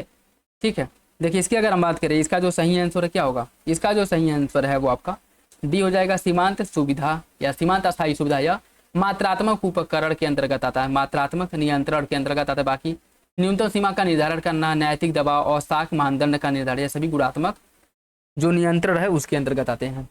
बंगाल विभाजन के विरोध स्वरूप शोक दिवस के रूप में मनाया गया था, किस दिन को शोक दिवस के रूप में मनाया गया था? इसका सही आंसर सी हो जाएगा, 16 अक्टूबर 1905 को शोक दिवस के रूप में मनाया गया था। ऑप्शन सी इसका सही है, ठीक है, ऑप्शन सी। देखिए 7 अगस्त 1905 को कलकत्ता के टाउन हॉल में स्वदेशी आंदोलन की घोषणा की गई थी। कब किया गया था? 7 अगस्त 1905 को, याद रखिएगा। और उसके बाद जो 16 अक्टूबर 1905 को यह जो बंगाल विभाजन है वो प्रभावी हो गया था, और इसी दिन बंगाल विभाजन के विरोध में इस दिन शोक दिवस के रूप में मनाया गया था। ऑप्शन सी। फ्लोरिडा जल संधि किसको जोड़ती है? फ्लोरिडा जल संधि किसको जोड़ती है आपको बताना है। देखिए फ्लोरिडा जल संधि की अगर हम बात करें, यह फ्लोरिडा जल संधि आपकी मैक्सिको की खाड़ी और अटलांटिक महासागर को जोड़ती है, फ्लोरिडा जल संधि, ठीक। मैक्सिको की खाड़ी और अटलांटिक महासागर को फ्लोरिडा जल संधि जोड़ती है, ठीक है, जोड़ती है। और उसके साथ साथ क्यूबा और फ्लोरिडा को एक दूसरे से अलग करती है, क्यूबा और फ्लोरिडा को एक दूसरे से अलग करती है, मैक्सिको की खाड़ी और अटलांटिक महासागर को एक दूसरे से जोड़ती है। ऑप्शन बी हो जाएगा। बंगाल की खाड़ी में गिरने वाली नदियों का उत्तर से दक्षिण क्रम क्या होगा? देखिए इससे जो है बंगाल की खाड़ी में गिरने वाली जो नदियां हैं, एकदम ऊपर से लेकर के नीचे तक जो नदियां हैं उनका क्रम आप लोगों को लिखवाया गया था। बताइए इसका सही आंसर क्या होगा? देखिए इसका जो सही answer Godavari, Krishna, Pennar, Kaveri, option C हो जाएगा। एक बार और देख लीजिए, ये जो नदियां हैं उत्तर से दक्षिण क्रम में, इससे बाहर कोई नदी नहीं है जो बंगाल की खाड़ी में गिरती है, ठीक है। सबसे ऊपर है दामोदर नदी, दामोदर के बाद आ जाएगा आपका स्वर्ण रेखा,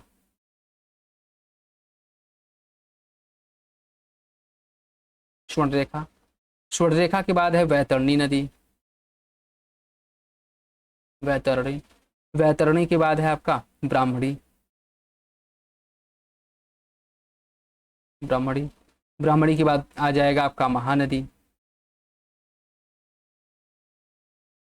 महानदी के बाद गोदावरी है, गोदावरी के बाद है कृष्णा, कृष्णा के बाद है पेन्नार,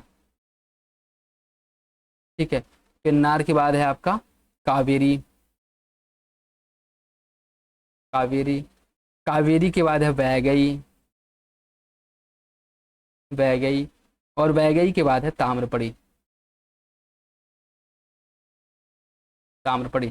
देखिए ये नदियों का जो क्रम है, इसे अगर आपने याद कर लिया तो फिर एक भी क्वेश्चन जो नदी से रिलेटेड अगर आया जो बंगाल की खाड़ी में गिरती है तो आपका गलत नहीं होगा, चाहे क्वेश्चन कैसे भी पूछ ले, ठीक है। गिरने वाली नदियां, इनका क्रम लगाने के लिए पूछ ले। देखिए इसमें क्या दिया है, गोदावरी, कृष्णा, पेन्नार, कावेरी, गोदावरी, कृष्णा, पेन्नार और कावेरी, ऑप्शन सी इसका सही हो जाएगा, ठीक है। ऊपर से नीचे क्रम में दामोदर, स्वर्ण रेखा, बैतरणी, ब्राह्मणी, महानदी, गोदावरी, कृष्णा, पेन्नार, कावेरी, वैगई और ताम्रपड़ी, ये नदियों का क्रम है। ऑप्शन से याद रखिएगा, इंपॉर्टेंट है, इससे क्वेश्चन आपको डेफिनेटली देखने को मिलेगा। नेक्स्ट देखिए, हिंदुस्तान एरोनॉटिक्स लिमिटेड HAL, इसके बारे में कौन सा विकल्प सही है? स्थापना इसका 1964 में किया गया था, मुख्यालय इसका मुंबई में, और यह रक्षा मंत्रालय के माध्यम से राष्ट्रपति द्वारा नियुक्त संयुक्त निदेशक मंडल द्वारा यह चलाया जाता है या फिर इसका प्रबंधन किया जाता है। कौन सा विकल्प सही नहीं है, अर्थात गलत विकल्प का चयन करना, और वो आपका सी हो जाएगा, दूसरा गलत है। दूसरा गलत क्यों है? क्योंकि इसका मुख्यालय जो है मुंबई में नहीं है, कहाँ पे है? इसका मुख्यालय है बेंगलुरु में, ठीक है, तो दूसरा गलत है। बाकी स्थापना इसका 1964 में हुई, तो बात बिल्कुल ठीक है, और यह निदेशक मंडल द्वारा इसे चलाया जाता है, ये बात भी ठीक है, तो दूसरा गलत हो जाएगा। उच्चतम न्यायालय ने कहा कि 9वीं अनुसूची में सम्मिलित विधियों को न्यायिक समीक्षा से उन्मुक्ति प्राप्त नहीं हो सकती। यह किस मामले में कहा था उच्चतम न्यायालय ने? यह निर्णय जो है IR कोहेलो बनाम तमिलनाडु मामले में सुप्रीम कोर्ट ने दिया था। ऑप्शन बी इसका सही हो जाएगा, ऑप्शन बी इसका सही है, याद रखिएगा, ऑप्शन बी हो जाएगा, ठीक है। निम्नलिखित में से कौन सा एक मंदिर वाराणसी में स्थित नहीं है? कौन मंदिर वाराणसी नहीं? भारत माता मंदिर, विश्वनाथ मंदिर, महापरिनिर्वाण मंदिर और संकट मोचन मंदिर। कौन सा विकल्प आपके बारे में, मतलब इसके बारे में सही है? देखिए इसकी अगर हम बात करें, इसका जो सही आंसर वो आपका सी हो जाएगा, महापरिनिर्वाण मंदिर। महापरिनिर्वाण मंदिर की बात करें तो कहाँ पे? यह आपके कुशीनगर में है, महापरिनिर्वाण मंदिर, ठीक है। यह आपके कहाँ पे है? कुशीनगर में, ठीक, कुशीनगर में। बाकी भारत माता, विश्वनाथ टेम्पल और संकट मोचन मंदिर, यह तीनों जो है वाराणसी में है, और महापरिनिर्वाण मंदिर कुशीनगर में है। इसमें देखिए सूची फर्स्ट को सूची सेकंड से समेत करना है। कुछ लोकगीत और क्षेत्र दिया गया है। होरी लोकगीत कहाँ पे मनाया जाता है? होरी लोकगीत किया जाता है ब्रज क्षेत्र में, ठीक है। ईशुरी फाग की बात करें, बुंदेलखंड का लोकगीत है।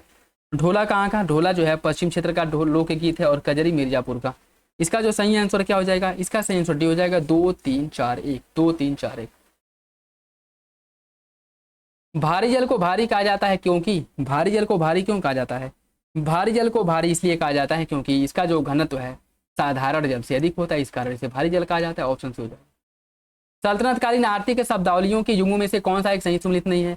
निर्ख ए फरमानी, राज्य द्वारा घोषित मूल्य। हक ए दीवानी, राजकोषीय मांग। महसूल, राज्य द्वारा निर्धारित पैदावार। फवाजिल, राजस्व अधिशेष। कौन सा विकल्प इसमें से सही नहीं है, कौन सा विकल्प सही नहीं है आपको बताना है। इसका सही आंसर सी हो जाएगा, महसूल। महसूल की बात करें, महसूल यह भू राजस्व के अनुमान से संबंधित है, यह भू राजस्व के अनुमान से संबंधित है। राज्य द्वारा निर्धारित पैदावार को वक्फ ए फरमानी कहा जाता है। राज्य द्वारा जो निर्धारित पैदावार है इसको कहा जाता है वक्फ ए फरमानी, वक्फ ए फरमानी। तो ऑप्शन सी सही हो जाएगा, अर्थात यही गलत है, बाकी विकल्प सही हो जाएगा। ठीक है, महसूल जो है भू राजस्व के अनुमान से संबंधित, महसूल किससे संबंधित है, भू राजस्व के अनुमान से। बाकी निर्ख ए फरमानी, राज्य द्वारा जो घोषित मूल्य होता है उसे निर्ख ए फरमानी कहा जाता है। हक ए दीवानी, राजकोषीय मांग जो है इसको हक ए दीवानी कहते हैं। फवाजिल, राजस्व अधिशेष को फवाजिल कहा जाता है। तो सही आंसर सी हो जाएगा। किस संविधान संशोधन द्वारा लोकसभा एवं राज्य विधानसभा में आंग्ल भारतीय समुदाय के प्रतिनिधि संबंधी प्रावधान को समाप्त कर दिया गया है। किस संविधान संशोधन द्वारा यह कदम उठाया गया था, यह किया गया 104 संविधान संशोधन द्वारा। 104 संविधान संशोधन द्वारा जो एंग्लो इंडियन का लोकसभा और राज्यों की विधानसभा में जो प्रतिनिधित्व होता था इसको समाप्त कर दिया गया। Option A. ठीक है, बाकी SC ST का जो प्रतिनिधित्व है इसको 10 वर्ष के लिए बढ़ा दिया गया था और इसे जो एंग्लो इंडियन से रिलेटेड है इसको समाप्त कर दिया गया था। ऑप्शन ए। भारतीय राष्ट्रीय कांग्रेस की स्थापना से पूर्व निम्नलिखित संघों पर विचार कीजिए। मद्रास नेटिव एसोसिएशन, पूना सार्वजनिक सभा, बंग भंग प्रकाशिका सभा और लैंड होल्डर सोसाइटी। ठीक है, इन सभी को कालक्रम में लगाना है। मद्रास नेटिव एसोसिएशन, इसका स्थापना कब किया गया था, मद्रास नेटिव एसोसिएशन की अगर हम बात करें इसका स्थापना 1852 में हुआ था। 1852 में मद्रास नेटिव। पूना सार्वजनिक सभा की स्थापना कब किया गया था, पूना सार्वजनिक सभा का स्थापना हुआ था आपका 1870 में, पूना सार्वजनिक सभा का स्थापना। बंग भंग प्रकाशिका सभा का स्थापना कब हुआ था, बंग भंग प्रकाशिका सभा का स्थापना 1836 में किया गया था। और लैंड होल्डर सोसाइटी यह हुआ था 1838 में। ठीक है, तो 3 4 दोनों में दिया है, 3 4 1 2, 3 4 1 2। इसका जो सही आंसर आपका डी हो जाएगा, ऑप्शन डी। खार्किव शहर यूक्रेन के उत्तर पश्चिम भाग में स्थित है। खार्किव जर्मनी की सीमा यूक्रेन से नहीं लगती। कौन सा विकल्प इसके बारे में सही है, इसका जो सही आंसर आपका बी हो जाएगा। ठीक है, इसमें पूछा क्या है कि कौन सा विकल्प सही है, तो बी सही है। यूक्रेन की सीमा जो है जर्मनी के साथ नहीं लगती, बात बिल्कुल ठीक है। और बात करें खार्किव शहर, तो खार्किव शहर जो है यूक्रेन के पूर्वोत्तर भाग में स्थित है, न कि उत्तर पश्चिम में। ठीक है, उत्तर पश्चिम में नहीं बल्कि कहाँ पे है, यह पूर्वोत्तर क्षेत्र में, आपका यूक्रेन वाला क्षेत्र हो गया और पूर्वोत्तर क्षेत्र में। ठीक है, इस वाले क्षेत्र में स्थित है। और यह जो है इसमें वर्तमान समय में खार्किव हो गया और भी 3 क्षेत्र हैं जो रूस के कब्जे में है। ठीक है, तो सही आंसर इसका भी हो जाएगा। सदन में किसी बैठक के लिए कोरम अध्यक्ष को छोड़कर के कुल सदस्य संख्या का 10वां भाग होता है। अध्यक्ष तभी पीठासीन होता है जब कोरम पूर्ण होता है। सदन में किसी बैठक के लिए कोरम अध्यक्ष को छोड़ करके कुल सदस्य का 10वां भाग। ठीक है, ये क्वेश्चन भी रिपीट हो चुका है और इसे अच्छे से बताया गया था। बताइए कौन सा विकल्प इसका सही होगा, इसका सही आंसर डी हो जाएगा, पहला गलत है। अध्यक्ष को छोड़ करके थोड़ी होता है भैया, अध्यक्ष को मिला करके 10वां भाग होता है ना। और अध्यक्ष तभी पीठासीन होता है जब कोरम पूरा होता है, बात भी तो बिल्कुल ठीक है। ठीक है, तो सदन की किसी बैठक के लिए कोरम जो है अध्यक्ष सहित कुल सदस्य संख्या का 10वां भाग होता है। ठीक है, तो पहला गलत हो जाएगा, दूसरा सही। ठीक, शरीर में कैलोरी की आवश्यकता गर्मियों की अपेक्षा सर्दियों में बढ़ जाती है। सर्दियों में मेटाबॉलिज्म असक्रिय हो जाता है। कौन सा विकल्प सही है, कौन सा विकल्प सही है बताइए कूट के हिसाब से। इसका सही आंसर सी हो जाएगा, पहला तो सही है कि शरीर में कैलोरी की जो आवश्यकता है वो गर्मी की तुलना में सर्दी में बहुत अधिक कैलोरी की आवश्यकता होती है, क्योंकि मेटाबॉलिज्म असक्रिय हो जाता है। ये आपका गलत हो जाएगा। इसकी अपेक्षा इसलिए ज़्यादा होती है क्योंकि जो है, क्योंकि अगर हम बात करें तो सर्दियों में जो है मेटाबॉलिज्म असक्रिय नहीं बल्कि सक्रिय हो जाता है। ठीक है, इसी वजह से गर्मी की अपेक्षा सर्दियों में जो कैलोरी की आवश्यकता है ये बढ़ जाती है। और इसके साथ साथ एक रीजन और है, ठंडी में क्या है कि शरीर का तापमान बनाए रखने के लिए अधिक ऊर्जा की आवश्यकता होती है। ठीक है, शरीर का तापमान बनाए रखने के लिए अधिक ऊर्जा की आवश्यकता होती है, और अधिक ऊर्जा उत्पन्न हो इसके लिए हमें अधिक कैलोरी लेने की आवश्यकता होती है। ठीक है, तो पहला सही हो जाएगा, दूसरा गलत है।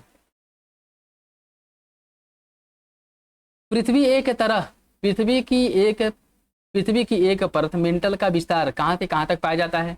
देखिए मेंटल के विस्तार की अगर हम बात करें तो यह जो है मेंटल का जो विस्तार है यह मुहुआ सभ्यता से 2900 किलोमीटर तक इसका विस्तार पाया जाता है। कहाँ से? मुहुआ सभ्यता से 2900 किलोमीटर तक मेंटल का विस्तार है, ऑप्शन सी हो जाएगा। जनगणना 2011 के अनुसार जनसंख्या की दृष्टि से उत्तर प्रदेश के निम्न जनपदों का सही अवरोही क्रम क्या होगा? मुरादाबाद, लखनऊ, प्रयागराज, गाजियाबाद, इनको क्रम से लगाना है। और इसकी अगर हम बात करें तो आपका सब पहले नंबर पे जनसंख्या की दृष्टि से प्रयागराज आपका पहले नंबर पे आ जाएगा, उसके बाद आ जाएगा मुरादाबाद, फिर है आपका गाजियाबाद, उसके बाद है आपका लखनऊ। ठीक है, लखनऊ सही आंसर इसका भी। भारतीय संविधान में निम्नलिखित में से कौन सा अनुच्छेद प्रधानमंत्री के दायित्वों से संबंधित है? किस अनुच्छेद में प्रधानमंत्री के दायित्वों का उल्लेख किया गया है? इसका जो सही आंसर आपका बी हो जाएगा, अनुच्छेद 78 में। अनुच्छेद 78 में, अनुच्छेद 78 या प्रधानमंत्री के दायित्वों से संबंधित है। इस अनुच्छेद में इसका उल्लेख किया गया है कि प्रधानमंत्री का यह कर्तव्य है कि वह संघ के कार्यकलाप के प्रशासन से संबंधित जो विधायी संबंधी मंत्रिपरिषद की जो विनिश्चय हैं, जो निर्णय हैं, इन सभी निर्णयों से, इन सभी जो उनके द्वारा जो डिसीजन लिया गया उससे राष्ट्रपति को अवगत कराएं। ऑप्शन भी सही हो जाएगा, इसका उल्लेख अनुच्छेद 78 में किया गया है। राजकोषीय उत्तरदायित्व एवं बजट प्रबंधन अधिनियम FRBM एक्ट यह कब लागू किया गया था, कब प्रभावी हुआ था, आपको बताना है। FRBM एक्ट की बात करें, 5 जुलाई 2004 को प्रभावी हुआ था, 5 जुलाई 2004 को, ऑप्शन सी हो जाएगा। फेल्लाह मिस्र नील नदी घाटी का एक खेतिहर मजदूर है।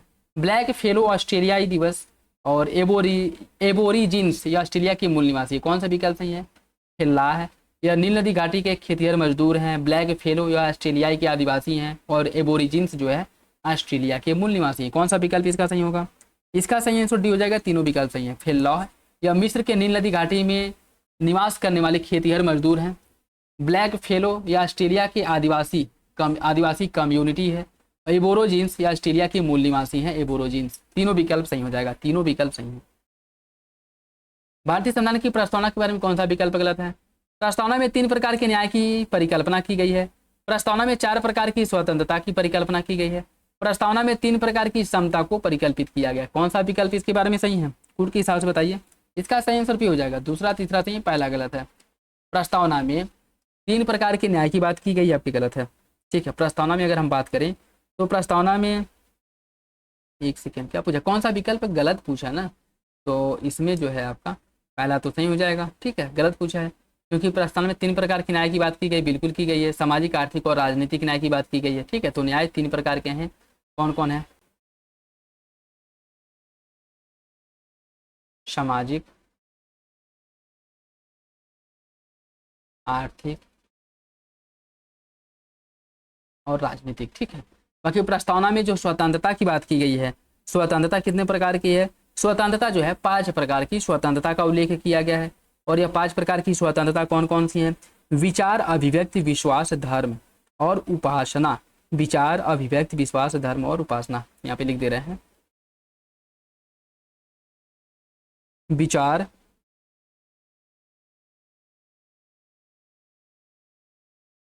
अभिव्यक्ति है, धर्म है,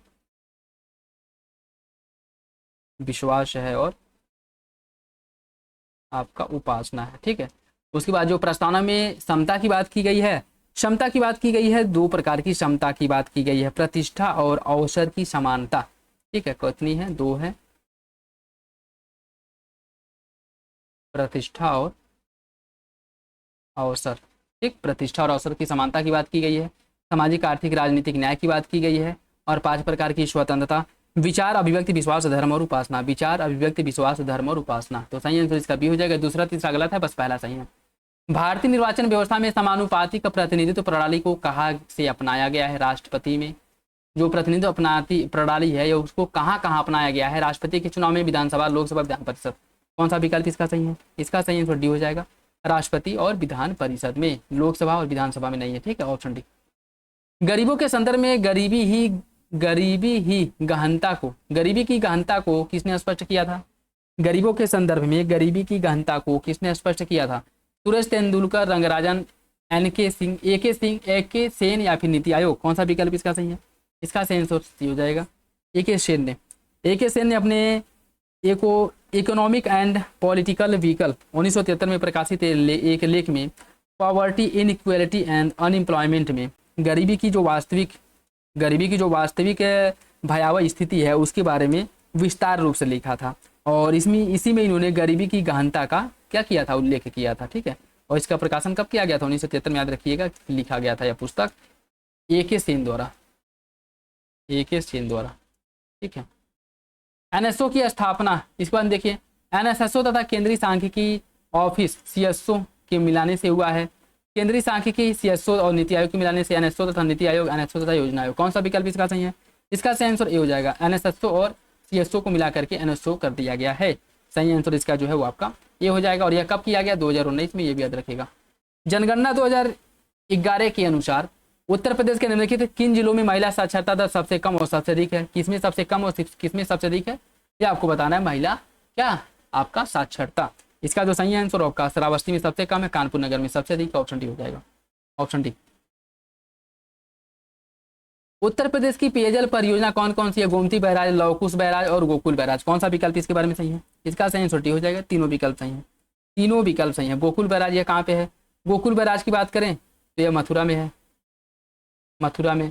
लवकुश बैराज कहाँ पे? लवकुश बैराज है कानपुर में, कानपुर में।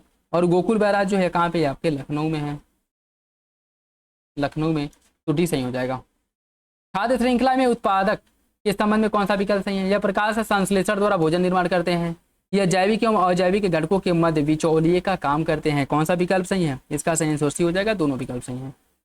Northern regional institute of printing technology, northern regional institute of printing technology, यह कहाँ पे स्थित है?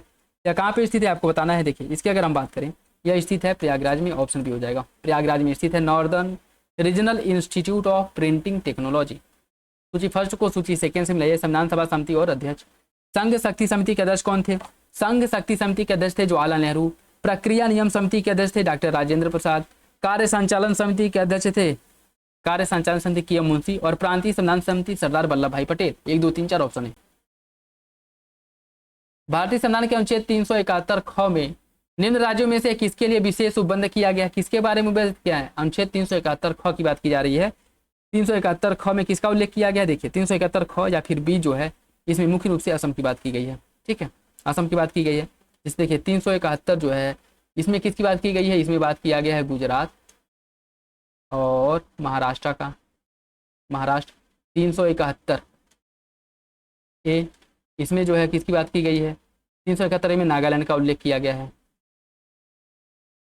नागालैंड। 371 बी, इसमें असम का बात किया गया है। ठीक है, 371 सी, इसमें मणिपुर का उल्लेख किया गया है। 371 डी, इसमें अगर हम बात करें तो आंध्र प्रदेश का उल्लेख किया गया है। 371 ई, इसमें तेलंगाना का उल्लेख किया गया है। 371 एफ, इसमें सिक्किम का उल्लेख किया गया है। 371 जी, इसमें आपका मिजोरम का उल्लेख किया गया है। 371 एच, इसमें अरुणाचल प्रदेश का उल्लेख किया गया है। 371 आई, इसमें गोवा का उल्लेख किया गया है। ठीक है, आई में गोवा का उल्लेख किया है। 371 आई में गोवा। 371 जे, इसमें कर्नाटक का उल्लेख किया गया है। तो इससे क्वेश्चन बनता है। और आप देखेंगे यूपी PCS का प्रीवियस ईयर क्वेश्चन पेपर उठा करके, तो 1-2 वर्ष छोड़ करके हमेशा इससे जो है क्वेश्चंस आए ही आए हैं। तो याद रखिएगा, ये सभी जो है, ये सब जो आपको एक इन्फॉर्मेशन दिया जाता है, ये सब जो जानकारी दी जाती है, ये सब एडिशनल है, प्रैक्टिस सेट में ये सब नहीं है। ठीक है, इसको जो है आप इन तरफ से दिया जाता है, जिससे कि जो भी आपके डाउट हो वो क्लियर हो जाए, सारे कहीं से क्वेश्चंस बने। जैसे मान लीजिए इन सब का देखिए, 371 में जो विशेष राज्यों के लिए जो उपबंध किया गया है, टोटल यही राज्य है, इससे बाहर कोई भी राज्य नहीं है। टोटल आपको लिखवा दिया गया। 371 नागालैंड असम, 371 सी मणिपुर, 71 डी आंध्र प्रदेश, 371 ई तेलंगाना, सी एफ जो है सिक्किम, जी मिजोरम, एच अरुणाचल प्रदेश, आई गोवा, जे कर्नाटक। ठीक है, टोटल यही राज्य हैं, तो याद रखिएगा। इसका जो सही आंसर है किसमें पूछा है, 371 ख अर्थात बी की बात कर रहा है, तो इसमें असम का उल्लेख किया गया। देखिए ठीक है, असम का। नेक्स्ट देखिए,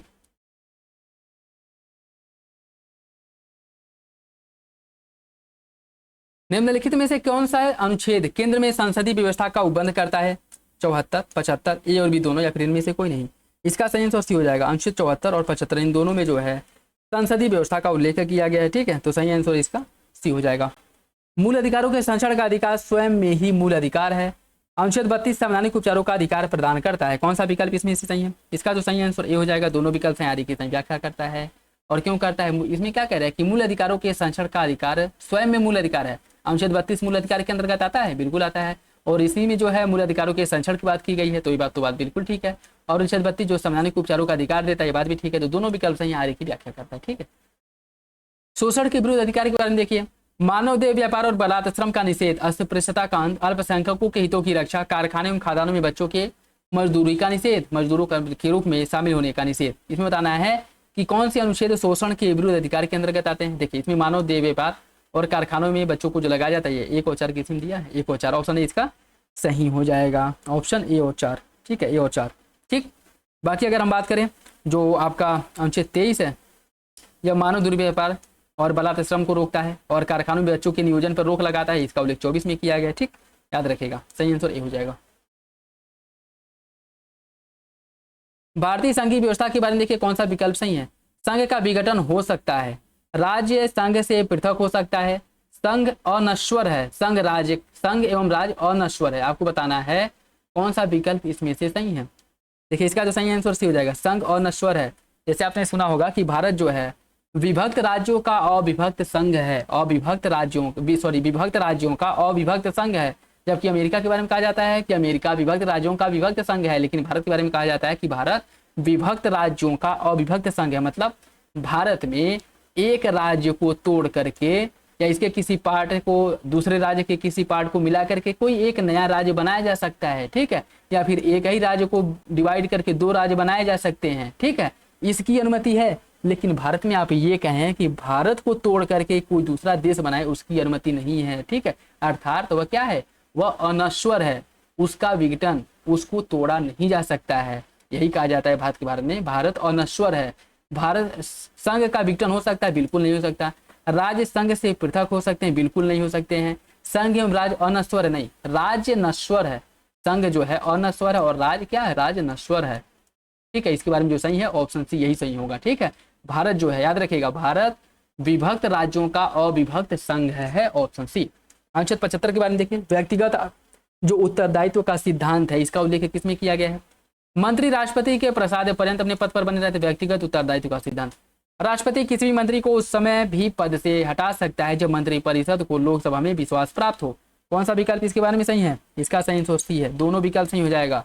मंत्री जो है यह व्यक्तिगत रूप से राष्ट्रपति के प्रति उत्तरदायी होते हैं, जिसका मतलब यह है कि राष्ट्रपति के प्रसाद पर्यंत अपना पद धारण करते हैं और राष्ट्रपति किसी भी मंत्री को उस समय भी उसके पद से हटा सकता है जब मंत्री परिषद लोकसभा में विश्वास मत हासिल किया हो। ठीक है, लेकिन आप देखिए, उस प्रधानमंत्री सिफारिश करेगा, सलाह देगा और राष्ट्रपति उसे हटा देगा। जैसे वर्तमान समय में अगर कोई मंत्री है, उसे हटाना है, प्रधानमंत्री कहेगा किसको हटा दीजिए, हो राष्ट्रपति उसे हटा देगा। ठीक है, तो प्रधानमंत्री द्वारा मतलब सिफारिश करने पर राष्ट्रपति ऐसा कर सकता है। इसके लिए जरूरी नहीं है कि लोकसभा विश्वास में है कि विश्वास में नहीं है। तो दोनों विकल्प क्या हो जाएगा, सही हो जाएगा। ठीक, यहाँ पे मंत्री को हटाने की बात की जा रही है, याद रखिएगा। निम्नलिखित में से कौन सा भारतीय संविधान में एकात्मक संविधान के प्रमुख लक्षणों में से एक नहीं है। राज्यपाल की राष्ट्रपति द्वारा नियुक्ति, आपातकालीन उपबंध, संविधान की सर्वोच्चता और अखिल भारतीय सेवाएं। कौन सा विकल्प इसमें से गलत है, इसका सही आंसर सी हो जाएगा, संविधान की सर्वोच्चता। यह संविधान में एकात्मक संविधान के प्रमुख लक्षणों में से एक नहीं है। संविधान की सर्वोच्चता या इसके एकात्मक लक्षण में से नहीं है। बाकी राज्यपाल की राष्ट्रपति की नियुक्ति जो होती है, राज्यपाल जो है केंद्र के एजेंट के रूप में कार्य करता है, एकात्मक लक्षण की बात करता है, बिल्कुल।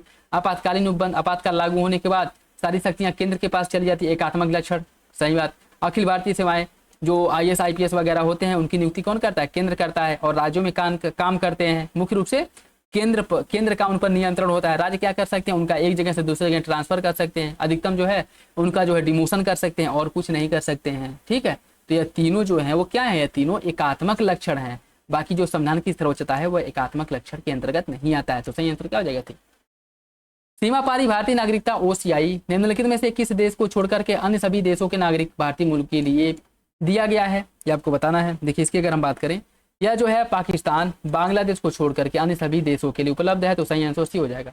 ठीक है, निम्नलिखित में से कौन एक प्रतिजैविक है, कौन एक प्रतिजैविक है, सोडियम बाइकार्बोनेट, ईस्ट अल्कोहल या फिर स्ट्रेप्टोमाइसिन, कौन सा विकल्प इसके बारे में सही है, आपको बताना है कौन प्रतिजैविक है।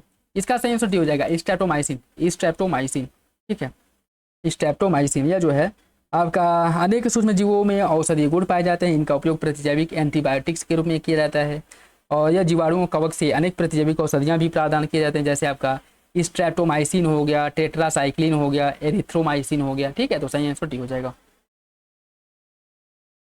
वायु से कांच में जाने पर प्रकाश तरंगों का कौन सा चर परिवर्तित होता है, तरंगदैर्घ्य, वेग या फिर आवृत्ति। जैसे वायु जो है अगर प्रकाश, वायु का जो प्रकाश तरंग अगर जो है वायु से कांच में प्रवेश करे तो क्या परिवर्तन होगा, ये आपको बताना है फुट के हिसाब से। ठीक है, देखिए इसके अगर हम बात करें, इसका तरंगदैर्घ्य परिवर्तित होगा, बिल्कुल होगा। इसके वेग में भी परिवर्तन होगा, लेकिन इसकी आवृत्ति में कोई परिवर्तन नहीं होगा। सही आंसर डी हो जाएगा। तरंगदैर्घ्य और वेग में परिवर्तन होगा, किसमें तरंगदैर्घ्य और वेग में, ऑप्शन डी।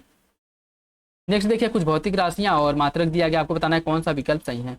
विद्युत आवेश का मात्रक कूलाम होता है, विभवांतर का वोल्ट होता है और प्रतिरोध का ओम होता है, कौन सा विकल्प इसका सही है। इसका सही आंसर डी हो जाएगा, तीनों विकल्प सही है। कौन एक विषाणुओं में सजीवों का लक्षण नहीं है, आरएनए की उपस्थिति, डीएनए की उपस्थिति, गुणन, जीवद्रव्य का अभाव। कौन विषाणु में सजीव का लक्षण नहीं है, इसका सही आंसर हो जाएगा ऑप्शन डी, जीवद्रव्य का अभाव। ठीक है, देखिए विषाणु जो है यह अति सूक्ष्म एक कोशिकी तथा विशिष्ट न्यूक्लियो प्रोटीन कण होते हैं जो किसी जीवित परपोषी के अंदर रह करके प्रजनन करते हैं और यह सजीव तथा निर्जीव के मध्य कड़ी कहे जाते हैं। ठीक है, मतलब इनके सजीव और निर्जीव के बीच की संयोजक कड़ी के रूप में है। और इसकी अगर हम बात करें, जो इसमें सजीव के लक्षण हैं वो क्या क्या है, इसमें आरएनए और डीएनए की जो उपस्थिति है और गुणन, यह सजीव का लक्षण है। और निर्जीव का लक्षण क्या क्या है, जीव द्रव्य एवं कोशिकांगों का अभाव पाया जाता है, श्वसन उत्सर्जन का अभाव पाया जाता है, निर्जीव के समान इनके भी क्रिस्टल बनाए जा सकते हैं, तो यह जो है निर्जीव के लक्षण है, ऑप्शन डी हो जाएगा। मस्तिष्क का कौन सा भाग अंतःस्रावी ग्रंथियों से स्रावित होने वाले हार्मोन्स का नियंत्रण करता है, सेरिब्रम, हाइपोथैलेमस, मेडुला ऑब्लंगाटा या फिर सेरिबेलम। इसका सही आंसर क्या है, इसका जो सही आंसर भी हो जाएगा हाइपोथैलेमस, ऑप्शन बी इसका सही है, ऑप्शन बी सही है। निम्नलिखित में से कौन सी विद्युत चुंबकीय तरंग है, ध्वनि तरंग, एक्स किरण, प्रकाश या फिर रेडियो। कौन विद्युत चुंबकीय तरंग है, इसका सही आंसर हो जाएगा आपका ऑप्शन सी। इसमें प्रकाश तरंग, एक्सरे और रेडियो ये सभी विद्युत चुंबकीय तरंग है, ध्वनि तरंग विद्युत चुंबकीय तरंग नहीं है। सही आंसर इसका क्या है, ऑप्शन सी।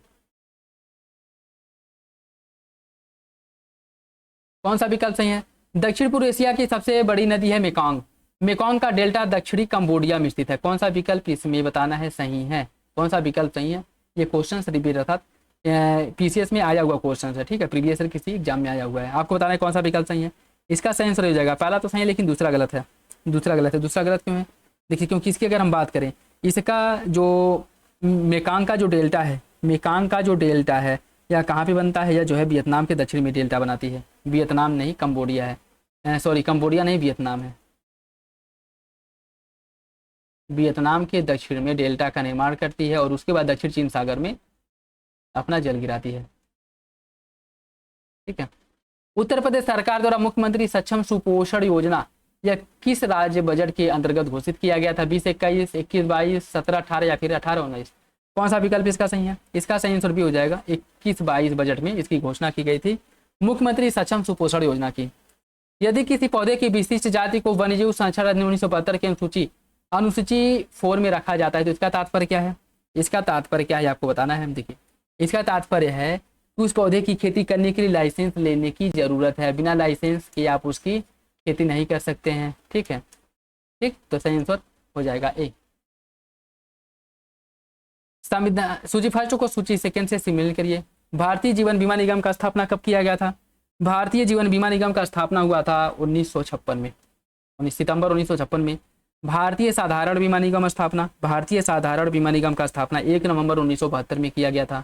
राष्ट्रीय कृषि तथा ग्रामीण विकास बैंक का स्थापना कब किया गया था, राष्ट्रीय कृषि तथा ग्रामीण विकास बैंक का स्थापना 12 जुलाई 1982। ठीक है, यह नाबार्ड की बात कर रहा है। और भारत का निर्यात आयात बैंक अर्थात एग्जिम बैंक का स्थापना जब किया गया था 1982 में। इसका जो सही आंसर है वो आपका बी हो जाएगा 3142, 3142। 2011 की जनगणना के अनुसार भारत की कुल जनसंख्या में 20 वर्ष और उससे अधिक आयु के लोगों का जो प्रतिशत है वो कितना है? इनका प्रतिशत वर्तमान समय में 59.29% है। ऑप्शन डी हो जाएगा।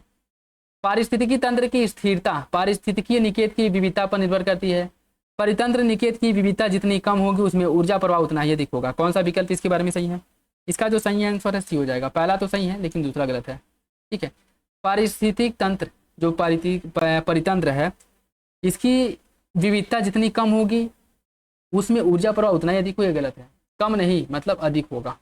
जितनी अधिक होगी ऊर्जा प्रवाह उतना ही अधिक होगा। ठीक है, ठीक। देखिए तो और इसकी अगर बात करें तो पारिस्थितिकी निकेत की जो संकल्पना है सबसे पहले जो दिया गया था जोसेफ ग्रिनेल द्वारा दिया गया था 1917 में, ये भी याद रखिएगा। ठीक है, और इसकी अगर हम बात करें तो परितंत्र की स्थिरता पारिस्थितिकी निकेत की विविधता पर निर्भर करती है। निकेत की विविधता जितनी अधिक होती है परितंत्र की स्थिरता भी उतनी अधिक होती है, क्योंकि उस परितंत्र में ऊर्जा का प्रवाह ज्यादा और आहार श्रृंखला बड़ी होती है, जिससे प्रजातियों की संख्या अधिक होती है और उनको सर्वाइव करने के लिए उनके पास जो विकल्प है वो बहुत अधिक होते हैं। ठीक है, तो सही आंसर सी हो जाएगा। पहला सही दूसरा गलत है। कुछ झील दिया गया है और स्थिति उसे स्मित करना। राजा का बांध कहाँ पे है? राजा का बांध है सुल्तानपुर में। अवधि ताल कहाँ पे है? अवधि ताल है वाराणसी में। कुंद्रा समुंदर कहाँ पे है? कुंद्रा समुंदर है उन्नाव में। उन्नाव में। और दरबन झील है फैजाबाद में। दरबन झील फैजाबाद में। सही आंसर इसका 4, 1, 2, 3 ऑप्शन डी हो जाएगा। दक्षिण ध्रुवी प्रकाश और उत्तरी ध्रुवी प्रकाश यह परिघटनाएं कहाँ से संबंधित है? जिसको आपको उत्तरी बेरियोलिस और अरोरा बेरियालिस और अरोरा ऑस्ट्रियालिस के नाम से जाना जाता है। ठीक, अरोरा बेरियालिस और अरोरा ऑस्ट्रियालिस के नाम से जाना जाता है। इन्हें बताना है किस मंडल की घटना है, या किस मंडल की घटना है, या जो है आयन मंडल की घटना है। अरोरा बेरियालिस और अरोरा ऑस्ट्रियालिस। ये भी पूछ लेता है कि ये घटनाएं जो अरोरा बेरियालिस या कहाँ पे होता है, अरोरा ऑस्ट्रियालिस या कहाँ पे होता है। ठीक है, तो उत्तरी ध्रुव पे दक्षिण ध्रुव पे इसको दो भागों में बांटा गया है। उत्तरी ध्रुव पे कौन सी घटना घटित होती है और दक्षिणी ध्रुव पे कौन सी घटना घटित होती है। ठीक है, तो उत्तरी ध्रुव जो है यहाँ पे अरोरा बेरियालिस होता है और यहाँ पे अरोरा ऑस्ट्रियालिस होता है। ठीक है, याद रखिएगा। और यह आयन मंडल की घटना है। ऑप्शन सी हो जाएगा। किन किन समिति या समितियों का संबंध गरीबी रेखा के आकलन से है? दत्ता समिति, चिलैया समिति, लकड़ावाला या फिर चक्रवर्ती? कौन सा विकल्प इसके बारे में सही है? इसका जो सही आंसर हो जाएगा आपका ऑप्शन ए, लकड़ावाला समिति। ठीक है, देखो 1989 में लकड़ावाला समिति का गठन किया गया था। 1989 में इसका गठन किया गया था जो गरीबी रेखा के आकलन से संबंधित है। बाकी दत्ता समिति की अगर हम बात करें, दत्ता समिति का संबंध किससे है? दत्ता समिति औद्योगिक लाइसेंस देने से संबंधित है। औद्योगिक लाइसेंस से संबंधित है। ठीक है, लाइसेंसिंग व्यवस्था से। और जो चिलैया राजा चिलैया समिति है, चिलैया समिति का जो गठन किया गया था कर सुधार के लिए, कर सुधार से संबंधित सुझाव देने के लिए चिलैया समिति का गठन किया गया था। ठीक है, उसके बाद है आपका चक्रवर्ती समिति। चक्रवर्ती समिति का गठन क्यों किया गया था? चक्रवर्ती समिति का जो गठन किया गया था यह बैंकिंग सेवा में सुधार के लिए किया गया था।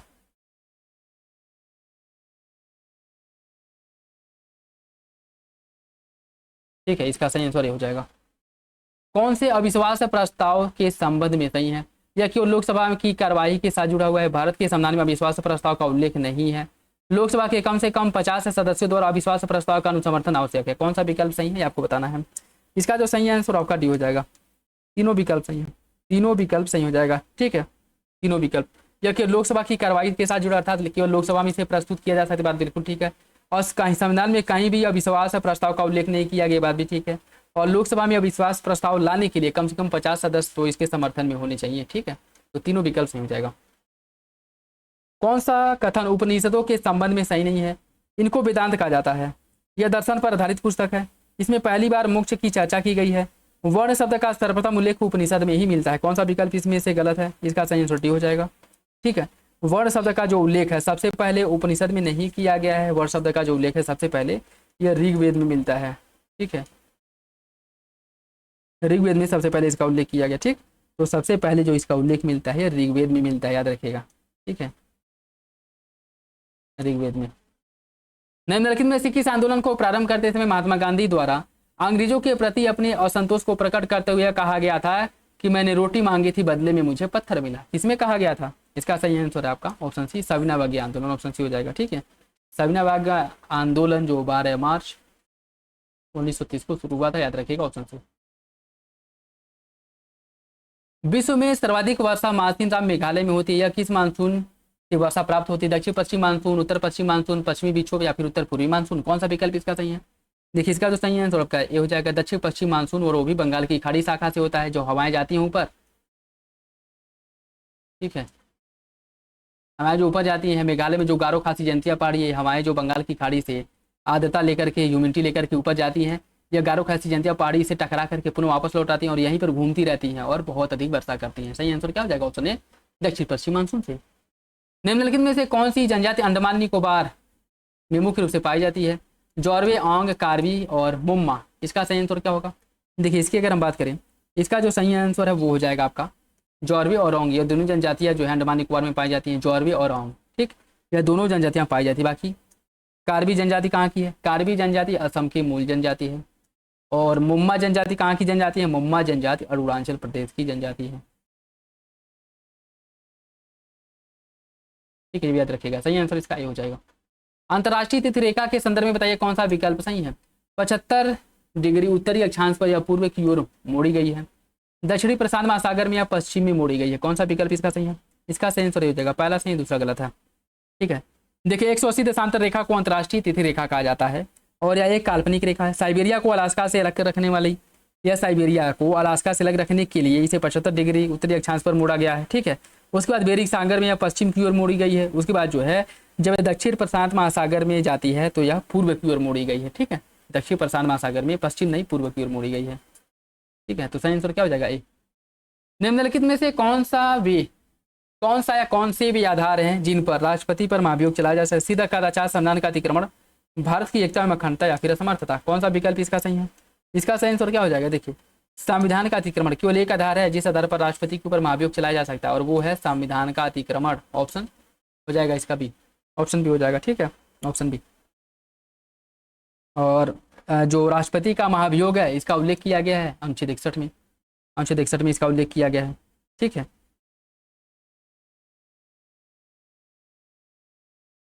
सिंधु नदी प्रवाहित होती है, सिंधु नदी प्रवाहित होती है कहाँ से? सिंधु नदी की अगर हम बात करें लद्दाख और जास्कर श्रेणी के मध्य से प्रवाहित होती है, ऑप्शन सी हो जाएगा। एमएसपी केंद्र सरकार द्वारा वर्ष में कितनी बार घोषित की जाती है? एमएसपी एक साल में सरकार द्वारा कितनी बार घोषित की जाती है? 2 बार। जाहिर सी बात है, रबी और खरीफ फसल के लिए किया जाता है, खरीफ फसल के लिए, ठीक है। तो कितनी बार किया जाएगा? एक साल में 2 बार किया जाएगा, ऑप्शन बी। 91वां संविधान संशोधन के द्वारा बताइए कि मंत्रिपरिषद में मंत्रियों की अधिकतम संख्या मुख्यमंत्री सहित विधानसभा की कुल सदस्य संख्या का कितना होना चाहिए? इसका जो सही आंसर क्या हो जाएगा? ये हो जाएगा आपका ऑप्शन सी, 15% से अधिक नहीं होनी चाहिए विधानसभा की कुल सदस्य संख्या का, ठीक है। मंत्री परिषद में जो मंत्रियों की अधिकतम संख्या है विधान परिषद की 15% से अधिक नहीं होनी चाहिए, न्यूनतम 12 से कम नहीं होना चाहिए। ये 12 क्या है? ये 12 संख्या है, लेकिन अधिकतम जो बताया गया क्या? ये परसेंटेज है, याद रखिएगा, ऑप्शन सी। और यह जो है 91वां संविधान संशोधन द्वारा यह प्रावधान किया गया था, ये भी याद रखिएगा, ऑप्शन सी। वह जनजाति जिसमें विवाह को बापला या भूपला कहा जाता है वो कौन सी जनजाति है? यह जनजाति है संथाल, ऑप्शन बी हो जाएगा, ठीक है। आईटीसीजेड ये बताइए क्या है? ITCZ intra tropical conversion zone इसे कहा जाता है। इसके बारे में बताना है कौन सा विकल्प गलत है। यह निम्न वायुदाब का क्षेत्र है, इस क्षेत्र में व्यापारिक पौने मिलती हैं तथा वायु ऊपर उठता है। यह भारतीय मानसून को प्रभावित करता है। कौन सा विकल्प इसके बारे में सही है? देखिए इसके बारे में जो सही आंसर असत्य पूछा वो आपका डी हो जाएगा, दोनों विकल्प सही है। ये निम्न वायुदाब का क्षेत्र हो जाता है, निम्न वायु का दाब का क्षेत्र है जहाँ पर व्यापारिक हवाएं एक दूसरे से मिलती हैं और मिलने के बाद फिर ऊपर उठ जाती हैं और ये भारतीय मानसून को प्रभावित करता है। बात बिल्कुल ठीक है, दोनों विकल्प सही हो जाएगा। इसमें गलत पूछा है तो ऑप्शन डी हो जाएगा, ठीक है। पृथ्वी का पलायन वेग बताना है कितना होता है? पृथ्वी का जो पलायन वेग है यह कितना होता है? देखिए पृथ्वी का जो पलायन वेग है यह 11.2 किलोमीटर प्रति सेकेंड होता है। अगर कोई वस्तु 11.2 किलोमीटर प्रति सेकेंड की वेग से ऊपर उछाली जाए तो यह पृथ्वी के पलायन वेग से ऊपर चली जाएगी, पलायन वेग को छोड़ जाएगी, ठीक है। मतलब गुरुत्वीय जो क्षेत्र है पृथ्वी का इससे बाहर चली जाएगी, ऑप्शन बी।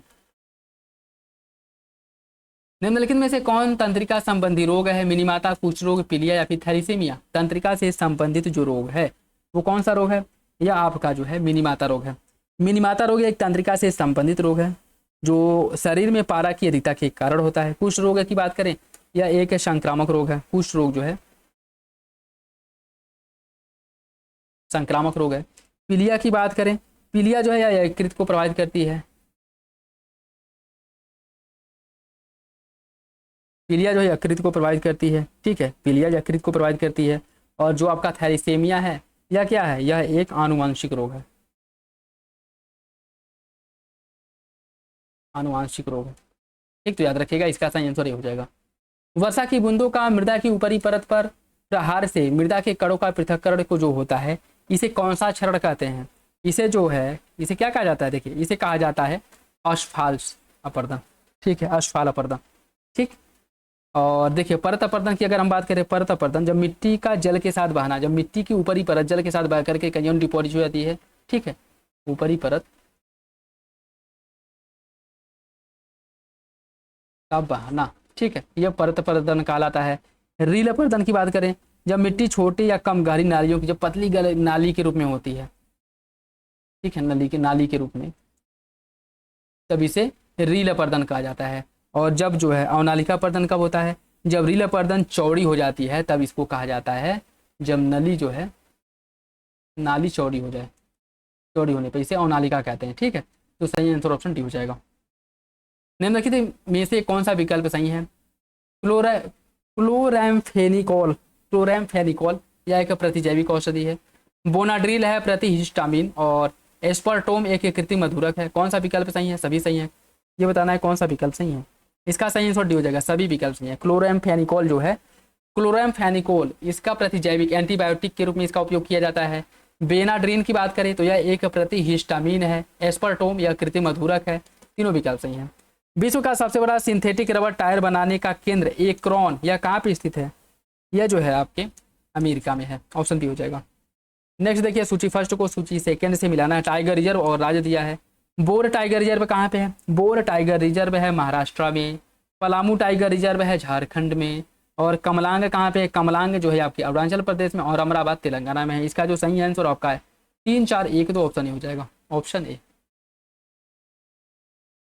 जल में घुलनशील विटामिन कौन कौन सी है? जल में घुलनशील विटामिन कौन कौन सी है? देखिए, थायमिन, बायोटीन, पोलिकम, ये सभी जल में घुलनशील है। देखिए, जो विटामिन जल में कौन कौन सी है, बी और सी, ये दोनों जल में घुलनशील है।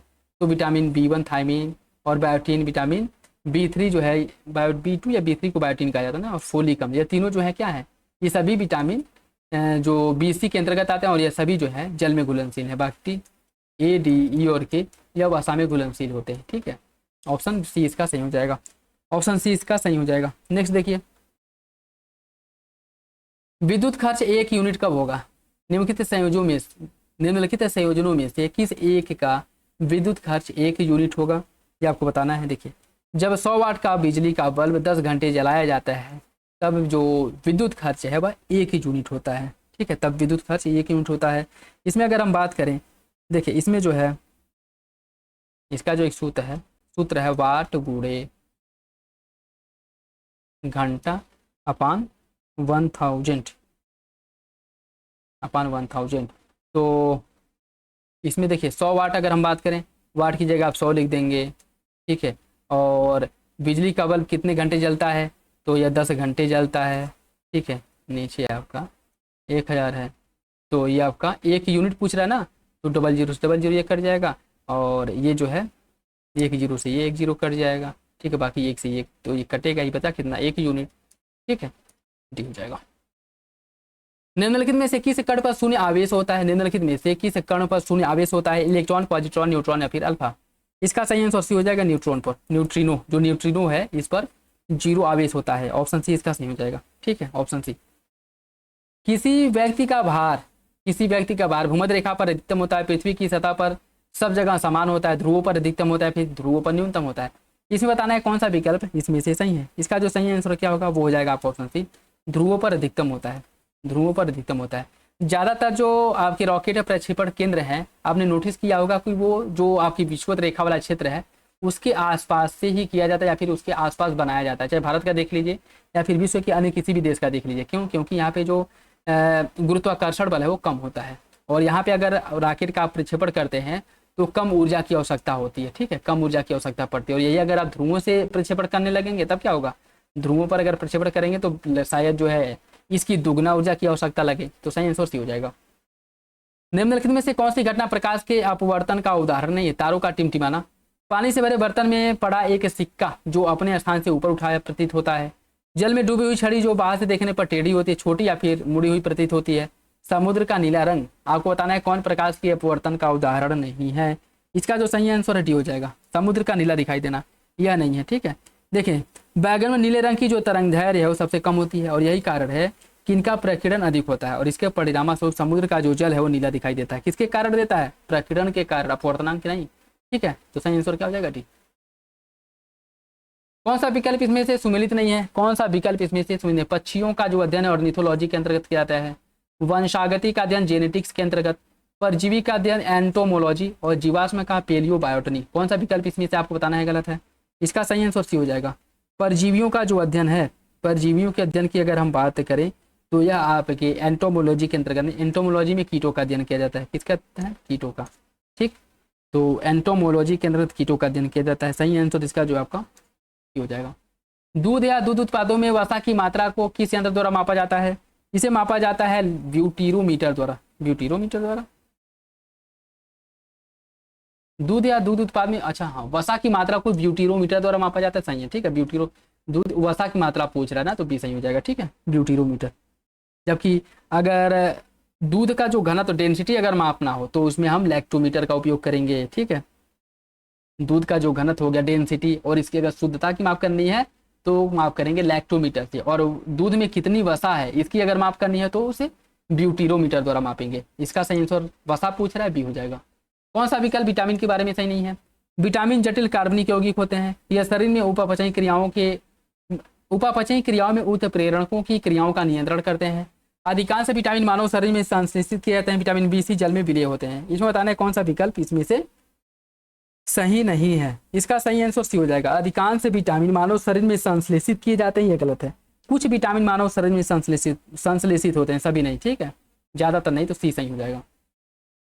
एरिडोसॉल मृदा का विस्तार, एरिडोसॉल मृदा जो है, एरिडोसॉल मृदा का विस्तार पाया जाता है कहाँ पे? एरिडोसॉल मृदा जो है मुख्य रूप से रेगिस्तान वाले क्षेत्र में पाई जाती है। Option B. कौन पोरिफेरा वर्ग के अंतर्गत नहीं आता है? साइकॉन, समुद्री एनिमोन, यूप्लेक्टेला और स्पॉन्जिला। कौन पोरिफेरा के अंतर्गत नहीं आता है आपको बताना है। इसका जो सही आंसर भी हो जाएगा समुद्री एनिमोन।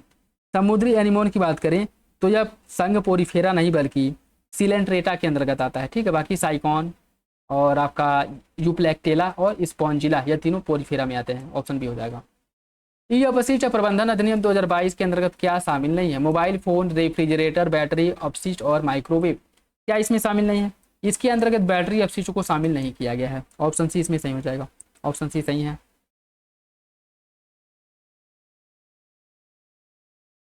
भारत में स्थित सोनाटा क्षेत्र किस प्रकार के ऊर्जा स्रोत का प्रमुख क्षेत्र है? देखिए, इसकी अगर हम बात करें, यह भूतापीय ऊर्जा के लिए मुख्य रूप से जाना जाता है, ठीक है।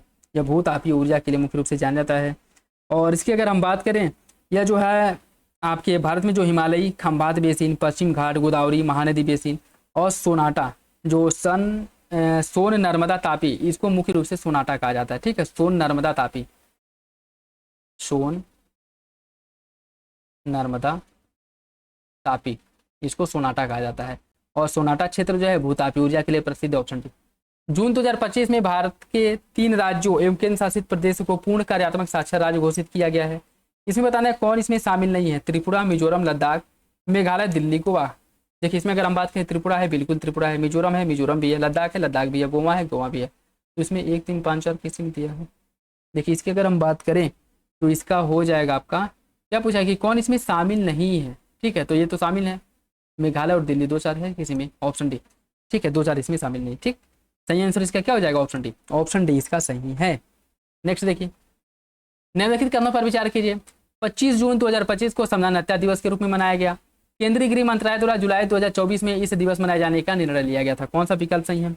देखिए, इसका जो सही आंसर 80 हो जाएगा। दोनों विकल्प सही है। जून 2025 में जारी सतत विकास रिपोर्ट 2025 के संबंध में देखिए, भारत का इस वर्ष सूचकांक में 99वां स्थान प्राप्त हुआ है। सतत विकास नेटवर्क में, सतत विकास रिपोर्ट के अंतर्गत भारत 99वें नंबर पे है। फिनलैंड को इसमें पहला स्थान प्राप्त हुआ है। कौन सा विकल्प इसका सही है? इसका सही आंसर सी हो जाएगा। दोनों विकल्प सही है, ठीक है। विभिन्न रिपोर्टों एवं भारत में उसकी जो स्थिति है, रैंक है, उसे बताना है कौन सा विकल्प इसमें से सुमिलित नहीं है। वैश्विक लैंगिक अंतराल रिपोर्ट में भारत 131वें नंबर पे है। वैश्विक शांति सूचकांक में भारत 115वें, विश्व प्रतिस्पर्धात्मक रैंकिंग में 41वें, ऊर्जा संक्रमण सूचकांक में 69। आपको बताना है कौन सा विकल्प इसमें से गलत है। इसका सही आंसर डी हो जाएगा। ऊर्जा संक्रमण सूचकांक में भारत 69 नहीं बल्कि 71वें नंबर पे। ठीक है, ऊर्जा संक्रमण सूचकांक में भारत है 71वें नंबर पे, भारत सभी बाकी सभी सही है। वैश्विक लैंगिक रिपोर्ट 2025 में भारत 131वें नंबर पे है।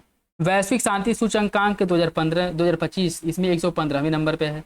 विश्व प्रतिस्पर्धात्मकता रैंकिंग 2025 में 41वें नंबर पे है और ऊर्जा संक्रमण सूचकांक में 71वें नंबर पे। ऑप्शन डी हो जाएगा। जून 2025 इसराइल द्वारा ईरान के विरुद्ध किस नाम से एक व्यापक सैन्य अभ्यास प्रारंभ किया गया था? यह प्रारंभ किया गया था ऑपरेशन राइजिंग लायन के नाम से। ऑप्शन सी हो जाएगा। एक्सियोम मिशन 4 के बारे में देखिए। एक्सियोम मिशन 4 में स्पेस एक्स ड्रैगन अंतरिक्ष यान को फाल्कन 9 रॉकेट से प्रक्षेपित किया गया और इस मिशन के साथ शुभांशु शुक्ला अंतर्राष्ट्रीय अंतरिक्ष स्टेशन का दौरा करने वाले प्रथम भारतीय अंतरिक्ष यात्री बन गए हैं। कौन सा विकल्प इसका सही है? देखिए, इसका जो सही आंसर है सी हो जाएगा। दोनों विकल्प सही हैं।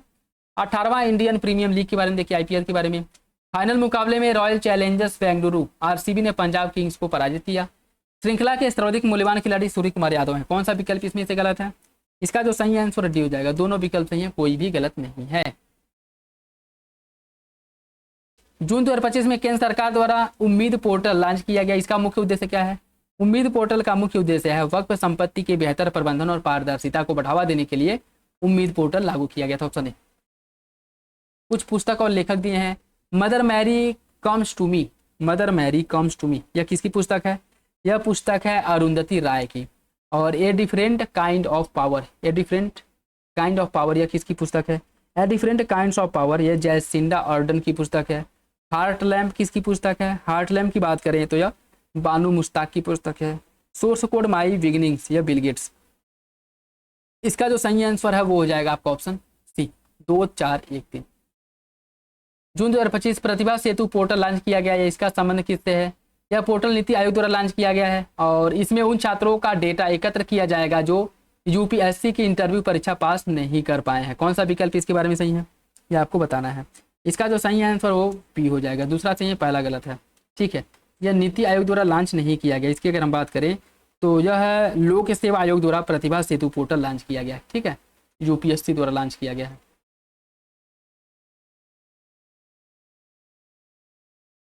ठीक, यूपीएससी द्वारा।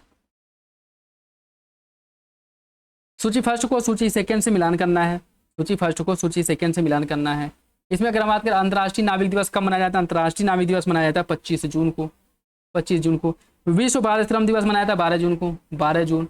विश्व महासागर दिवस कब मनाया जाता है? मनाया था 8 जून को। और विश्व पर्यावरण दिवस 5 जून को। इसका जो सही आंसर 3 2 1 4 ऑप्शन ही हो जाएगा। 3 2 4 1 ऑप्शन है। जून 2025 में चियोस द्वीप पर जंगल में आग लग गई। यह द्वीप कहाँ पे स्थित है? चियोस द्वीप की अगर हम बात करें, चियोस द्वीप या एजियन सागर में स्थित है। Option D. जून 2025 में अरलाम वन्यजीव अभयारण्य को भारत के पहले तितली अभयारण्य के रूप में घोषित किया गया है। यह अभयारण्य कहाँ पे स्थित है? यह अभयारण्य है केरल में।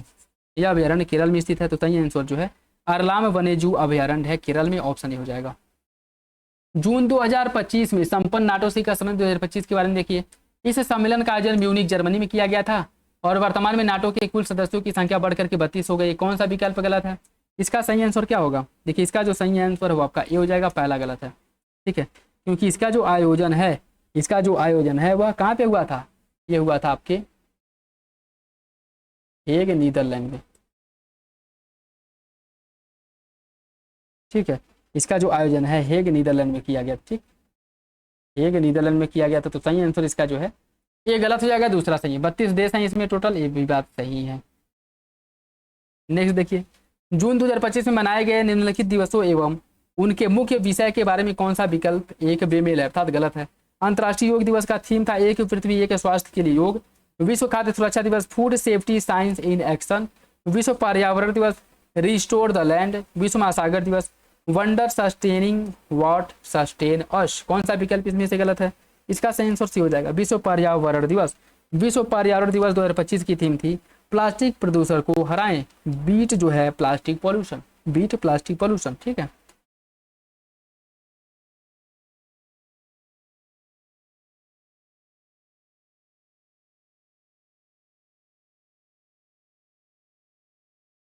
बीट प्लास्टिक पॉल्यूशन, सी इसका सही हो जाएगा। ठीक है, यही गलत है, बाकी विकल्प सही है। नेक्स्ट देखिए, कुछ व्यक्ति दिए गए और नियुक्ति दी गई है। राजीव जो मेमानी है, इन्हें बनाया गया क्या, राजीव मेमानी को CII का अध्यक्ष बनाया गया है, CII का अध्यक्ष बनाया गया है। और शिव सुब्रमण्यम रमन की बात करें, इनको PFRDA का अध्यक्ष बनाया गया है। भूपेंद्र यादव की बात करें, ये अध्यक्ष इंटरनेशनल जो बिग कैट अलायंस है, इंटरनेशनल बिग कैट अलायंस का अध्यक्ष बनाया गया है। और यशस्वी सोलंकी पहली महिला ADC बनी है किसकी, राष्ट्रपति की। तो इसका जो सही आंसर है वो आपका ए हो जाएगा, ए। जून 2025 में भारत के 2 स्थलों खींचन और मीनार को रामसर स्थल घोषित किया गया है। इसके बारे में बताना है कौन सा विकल्प सही है, कौन सा विकल्प सही है। यह दोनों स्थल राजस्थान में है और यह भारत में रामसर स्थलों का संख्या जो है बढ़कर के 91 हो गई इन्हीं के साथ। कौन सा विकल्प सही है, देखिए इसकी अगर हम बात करें सही आंसर सी हो जाएगा, दोनों विकल्प सही है। नेक्स्ट देखिए, जून 2025 अमेरिका में विश्व के द्रुततम सुपर कंप्यूटर के बारे में जो टॉप 500 सूची है, इसके बारे में बताना है कौन सा विकल्प सही है। सूची में चीन के सुपर कंप्यूटर एल कैपिटल को विश्व का द्रुततम सबसे तेज सुपर कंप्यूटर घोषित किया गया है। और इसके अंतर्गत सीडैक पुणे में स्थापित एरावत PSAI वर्तमान में भारत का सबसे तेज सुपर कंप्यूटर। कौन सा विकल्प गलत है, इसका जो सही आंसर क्या होगा, देखिए इसका जो सही आंसर है वो हो जाएगा आपका ऑप्शन ए, पहला सही है, पहला। ठीक है, पहला सही है। देखिए विश्व का जो सबसे तेज सुपर कंप्यूटर 500 जो उसकी सूची जारी की गई है, उसमें अमेरिका का सुपर कंप्यूटर जो एल कैपिटल है वो विश्व का सबसे तेज सुपर कंप्यूटर। तो एल कैपिटल जो है चीन का नहीं है बल्कि कहाँ का है, अमेरिका का। पहला गलत है तो बाकी दूसरा सही हो जाएगा। उत्तर प्रदेश के किस जिले से इसरो के रॉकेट का सफल प्रक्षेपण किया गया है, यह किया गया था कुशीनगर से, ऑप्शन बी हो जाएगा। नेक्स्ट देखिए, आज का लास्ट क्वेश्चन, आई होप ये वीडियो आपको अच्छा लगा होगा। देखिए जो लोग पेड ग्रुप ज्वाइन करना चाहते हैं कमेंट बॉक्स में कमेंट करके कर सकते हैं, ठीक है, बता सकते हैं, या फिर डिस्क्रिप्शन बॉक्स में लिंक मिल जाएगा, वहाँ से आकर के जानकारी ले सकते हैं। ठीक है, देखिए एग्जाम में ज़्यादा दिन बचे नहीं है तो सीरियसली आप लोग प्रैक्टिस सेट लगाना स्टार्ट कर दीजिए, ठीक। और 100-200 रुपये के चक्कर में जो है आप अपनी प्रैक्टिस जो है बेकार बिल्कुल भी ना करें। यहाँ नहीं तो कहीं, जहाँ भी मिले, मेरे कहने का मतलब ये नहीं है कि आप यहीं पे ज्वाइन करें, कहीं भी ज्वाइन करें, लेकिन प्रैक्टिस अच्छे से करें और कर लें, ठीक है। तो नेक्स्ट देखिए, question number 150, Gorakhpur link expressway का लोकार्पण किया गया है और इस संबंध में बताना है कौन सा विकल्प सही है। इस एक्सप्रेसवे के निर्माण की जो राशि है 7,283.28 करोड़ रुपया है और इसकी कुल जो लंबाई है 104.32 किलोमीटर है। कौन सा विकल्प इसके बारे में सही है, इसका सही आंसर ए हो जाएगा। पहला तो सही लेकिन दूसरा गलत है, ठीक है, दूसरा गलत है क्योंकि इसकी जो लंबाई है 91 कुछ किलोमीटर है, ठीक है, 91 कुछ, तो ये आपका गलत हो जाएगा, ठीक। तो ये था आज का लास्ट क्वेश्चन। आई होप ये वीडियो आप लोगों को अच्छा लगा होगा। वीडियो पसंद है तो लाइक करें, चैनल पर नया है तो सब्सक्राइब कर ले और बेल आइकन को प्रेस कर ले जिससे वीडियो के महत्वपूर्ण नोटिफिकेशन आप लोगों को मिलते रहें। बाकी किसी क्वेश्चन से रिलेटेड कोई डाउट हो, कन्फ्यूजन हो, कमेंट बॉक्स में कमेंट करके पूछ सकते हैं, ठीक है। और अपना फीडबैक कमेंट बॉक्स में जरूर दे दिया करें, अपना फीडबैक कमेंट बॉक्स में जरूर दे दिया करें। तो चलिए मिलते हैं अगली वीडियो में, तब तक के लिए धन्यवाद।